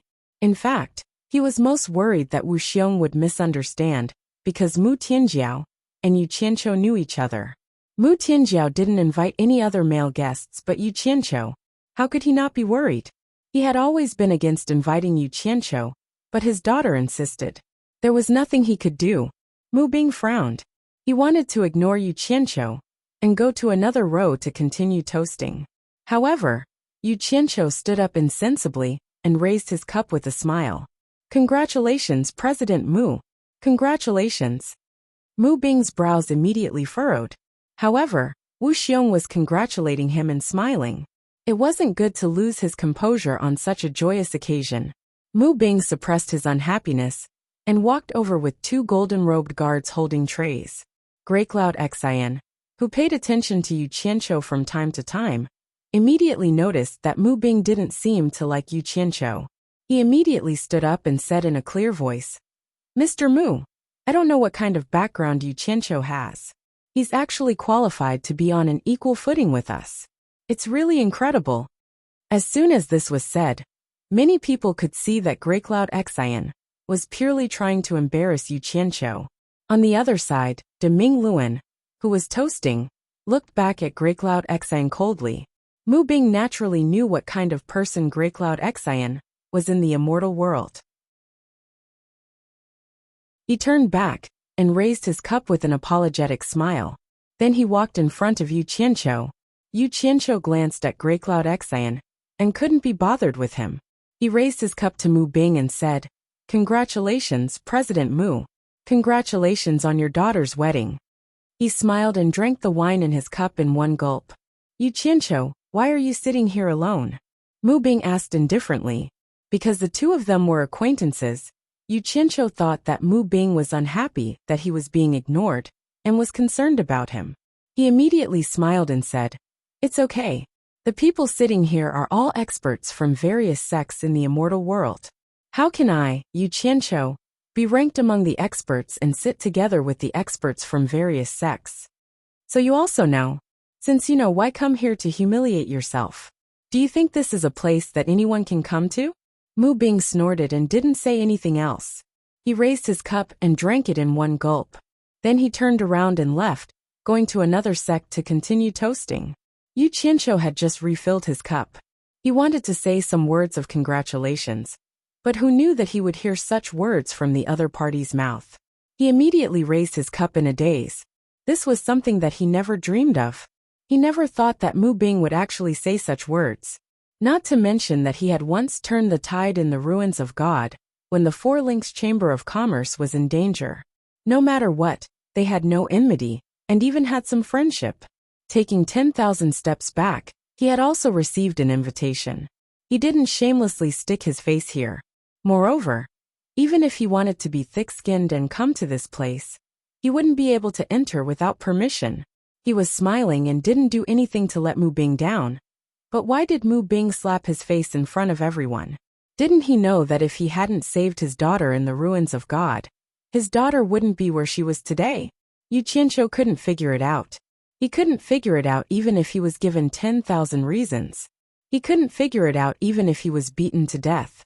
At this time, Yu Qianqiu didn't think about other aspects, nor did he think that it was Mu Bing's problem. Instead, he was in a daze. First, he reflected on himself. Had he done something wrong? Had he done something taboo on the day of his daughter's wedding? If that was really the case, then he shouldn't have done it. No matter what, Mu Tianjiao had invited him as a friend. If he made her feel uncomfortable on her wedding day, then that would be too much of a sin. However, he really couldn't figure it out. He didn't know what he had done wrong. The only thing he had done out of line was quarreling with Grey Cloud Xin. That shouldn't be a big deal, right? Moreover, this matter was provoked by Grey Cloud Xin, but Mu Bing didn't give him any face. What did I do wrong? Yu Qianqiu raised his wine glass and stood there in a daze. He constantly reflected on himself and asked himself, but no matter how much he thought about it, he couldn't come up with an answer. The people around him who were drinking to their heart's content would look over from time to time. No one would sympathize with Yu Qianqiu for suffering such a great humiliation. In their eyes, Yu Qianqiu wasn't qualified to be on equal footing with them. Only Wan Lihong shook her head slightly in the crowd. She didn't know what medicine Mu Bing had taken. Putting aside the fact that Yu Qianqiu's background wasn't something he could afford to offend, today was his daughter's wedding. How could he say such a shameful thing to a guest who came to congratulate him? Haha, stop daydreaming. Mr. Mu's words are very clear. This isn't a place that Yu Qianqiu has the right to come to. Grey Cloud Xion's sarcastic words jolted Yu Qianqiu awake from his contemplation. He inclined his head only to see Grey Cloud Xion coldly laughing. Right now, I really suspect that your invitation card is fake. I hope the people from the Grand Governor's Manor can do a thorough check and see if there's someone who tried to sneak in. Yu Qianqiu ignored him and stared at Mu Bing. He suddenly asked loudly, "President Mu, could it be that you really don't welcome me here?" Mu Bing glanced at him and didn't reply. Instead, he continued to toast the guests. This action was undoubtedly very clear. Yu Qianqiu was so angry that his face turned red. His body trembled uncontrollably, and the wine in his wine glass was already sloshing out. He raised his voice again and asked, "President Mu, could it be that you really don't welcome me here?" Grey Cloud Xian stood up and sneered. "What kind of place is this? What kind of occasion is this? Who dares to make such a fuss here?" Mu Bing turned to look at the two golden-robed guards behind him, and said indifferently, "There are so many guests today. Don't let anyone disturb the Grand Commander's business." The two golden-robed guards understood, and immediately teleported in front of Yu Qianqiu's table. Just as something was about to happen, De Mingluan suddenly appeared and blocked in front of the two guards. He stared at them coldly. The two golden-robed guards immediately bowed slightly, not daring to be impudent. De Mingluan took the wine jug from one of the men's tray and filled his glass with wine. When he put the glass back, he shouted, "Back off." The two of them hurriedly retreated. De Mingluan swept his cold gaze over Mu Bing and finally stared at Grey Cloud Xian. He asked indifferently, "Grey Cloud Xian, what are your intentions in sowing discord here? Are you trying to ruin this joyous occasion?" "Humph. Today, on account of Wu Xiong's wedding. If you dare to be impudent again, don't blame me for being impolite." He then raised his glass to Yu Qianqiu and said, "Sect leader Yu, please don't blame me for my poor hospitality."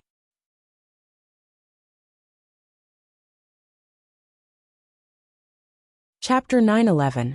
Once the Great Radiant Wheel appeared, the worsening situation immediately calmed down. Mu Bing's expression changed slightly. Of course, he knew what kind of person the Great Radiant Wheel was. It was the leader of the Chamber of Commerce Alliance. In the past, it would have been difficult for him to meet the Great Radiant Wheel. In terms of power, the Great Radiant Wheel was no weaker than his son-in-law Wu Xiong.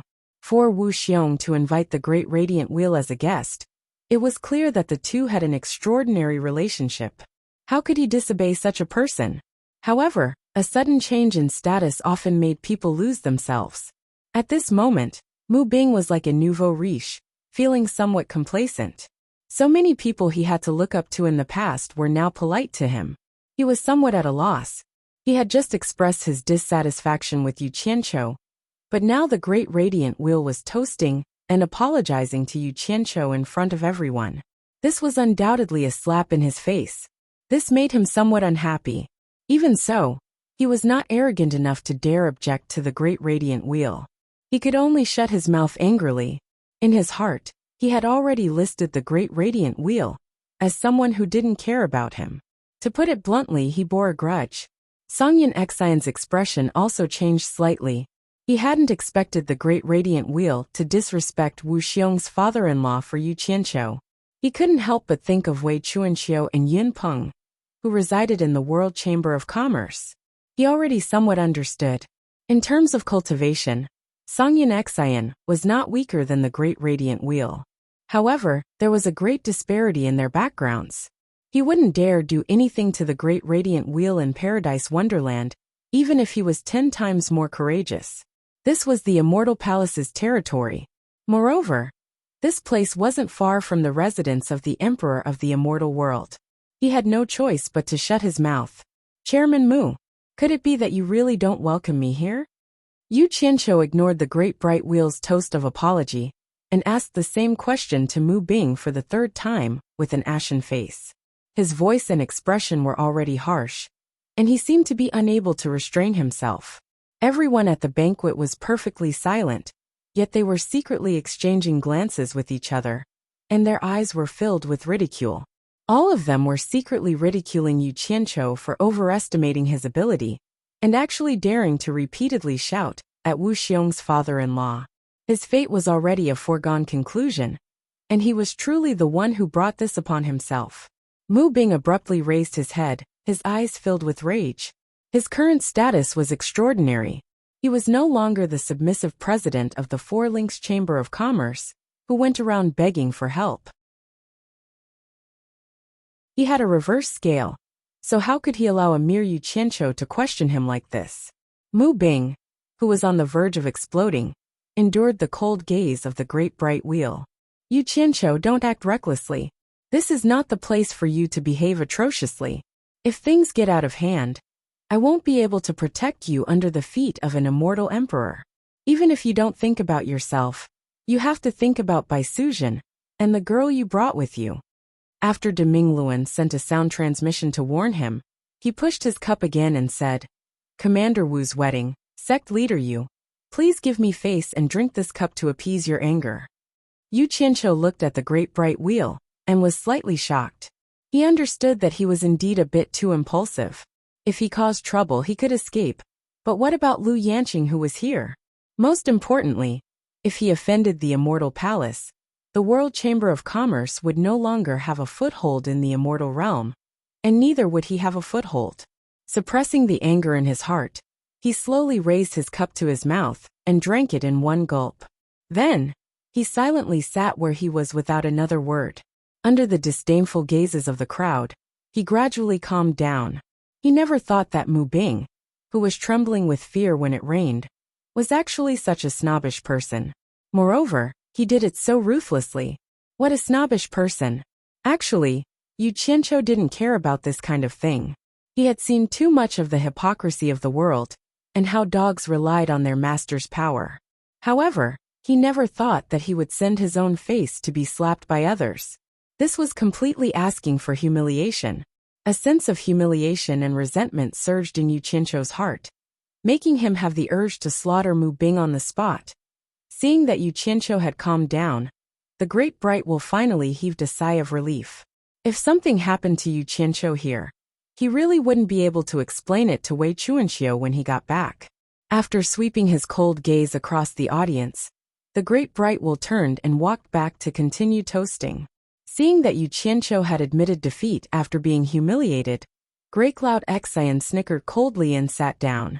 However, these two sneers sounded so ear-piercing in Yu Qianqiu's ears. This was the mockery of the victor towards the loser. A kind person is bullied, a kind horse is ridden. If I don't fight back, wouldn't I, Yu Qianqiu, become a soft persimmon for anyone to pinch? Yu Qianqiu steeled his heart, and immediately flew into a rage. With a bang, he slammed the table and stood up. He narrowed his eyes and stared at Grey Cloud Xian. Everyone's gaze suddenly focused on him. Wan Lihong's eyes lit up as he thought to himself, is he going to flip out? Mu Bing snorted coldly and shouted, Yu Qianqiu, where do you think this is? How can you behave so atrociously here? Grey Cloud Xian also stood up with a sneer. He stared at the frowning Great Bright Wheel and laughed. Great Bright Wheel, you saw it for yourself. Someone is trying to deliberately cause trouble. You have to be fair. You can't favor one and discriminate against the other. Great Bright Will glanced at him and coldly shouted at Yu Qianqiu. Yu Qianqiu, I'm warning you for the last time. If you dare to behave atrociously again, don't blame me for being impolite. His words left some leeway for Yu Qianqiu to back down. You've misunderstood me. I definitely didn't mean to behave atrociously. It's just that I forgot to give something to the people of Heartless Palace. Because I suddenly remembered it, I couldn't control my emotions and disturbed everyone's mood. I'm truly sorry. Yu Qianqiu apologizes to everyone here. Yu Qianqiu smiled and cupped his fists as he apologized to everyone. Everyone looked at each other in dismay. They didn't know what Yu Qianqiu was up to. However, when they saw him suddenly smile and say such words, they all felt that things weren't so simple. There was definitely something fishy going on. Qian Yun Xian's eyes flickered and he coldly said, I'm the only person from Heartless Palace here. I'm sure you have something to show me. Since that's the case, why beat around the bush and act mysterious? Just take it out. That's fine. I hope you can control your emotions after seeing it, and don't ruin Commander Wu's plans. Yu Qianqiu coldly smiled and took out a jade tablet, casually tossing it over. Everyone couldn't help but be curious. They didn't know what Yu Qianqiu wanted to show Qian Yun Xian. Qian Yun Xian caught it and glanced at it indifferently. He saw a pure white jade tablet with the words Lian Qing engraved on it. His eyes couldn't help but widen. He teleported in front of Yu Qianqiu and shouted angrily, Where did you get this thing? His voice was like thunder. Probably everyone in the commander's residence could hear him. Everyone couldn't help but secretly click their tongues. They didn't know what Qianyun Xian saw. He actually disregarded the situation and lost his composure like this. Later, when a large number of people from Immortal Palace were alerted, they would see how he would deal with this. This jade tablet wasn't actually anything valuable. It was just a jade tablet that Yu Qianqiu found in Qianyun Xian's storage bracelet after he killed his grandson, Song Lianqing, outside the ruins of God. It could represent his identity. This jade tablet might not be much to others, but to Qianyun Xian, it was very important. When any disciple of Heartless Palace died, there would be feedback from Heartless Palace. Song Lianqing's death was naturally no exception. However, ever since he received news of Song Lianqing's death, Qianyun Xian mobilized a large number of people, but still couldn't find Song Lianqing's corpse. He originally didn't have any hope, but he didn't expect to suddenly see his grandson's jade tablet here. How could he not be shocked? Do you think I need to tell you? Yu Qianqiu sat down with a sarcastic expression. He poured a cup of wine and slowly drank it. Suddenly, he realized that the wine tasted much better than before. He couldn't help but click his tongue and say, "It's really good wine." The reason why he wasn't afraid of the trouble of revealing this thing was because he knew that there was no room for reconciliation with Qianyun Xian. Once he left Paradise Wonderland, Qianyun Xian would definitely kill him. Since that was the case, he naturally had to retaliate. Otherwise, if the matter of today's humiliation spread out, how would he still have the face to face his subordinates? "You're the one who killed my grandson, Song Lianqing," Qianyun Xian said angrily. The moment these words came out, everyone was in an uproar. They all understood what Yu Qianqiu showed Qianyun Xian.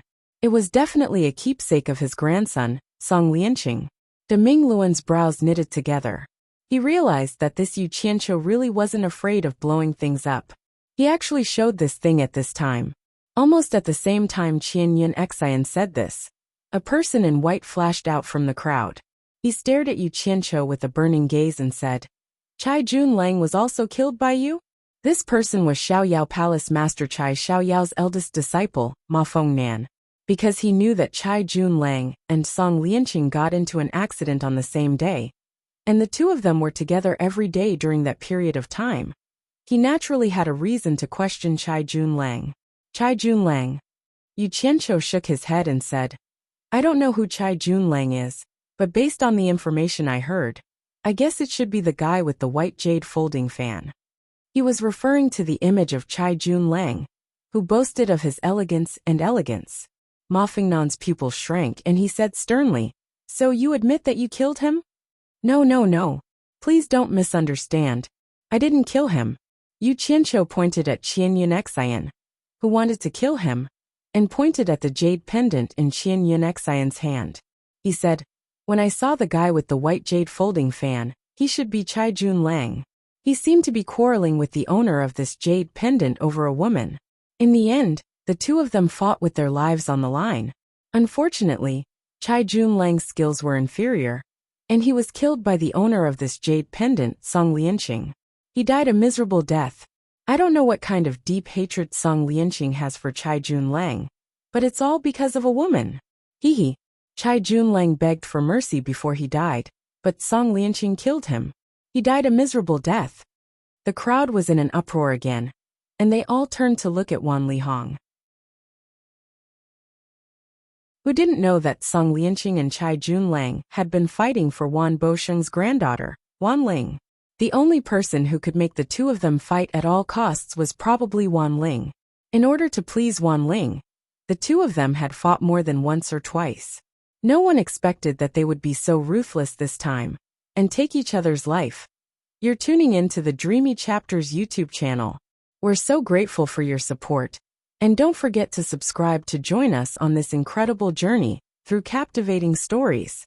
Your generosity through donations truly makes a world of difference, as it's the primary source of revenue that allows me to expand and enhance this channel for you. Thank you from the bottom of my heart for being a part of this adventure.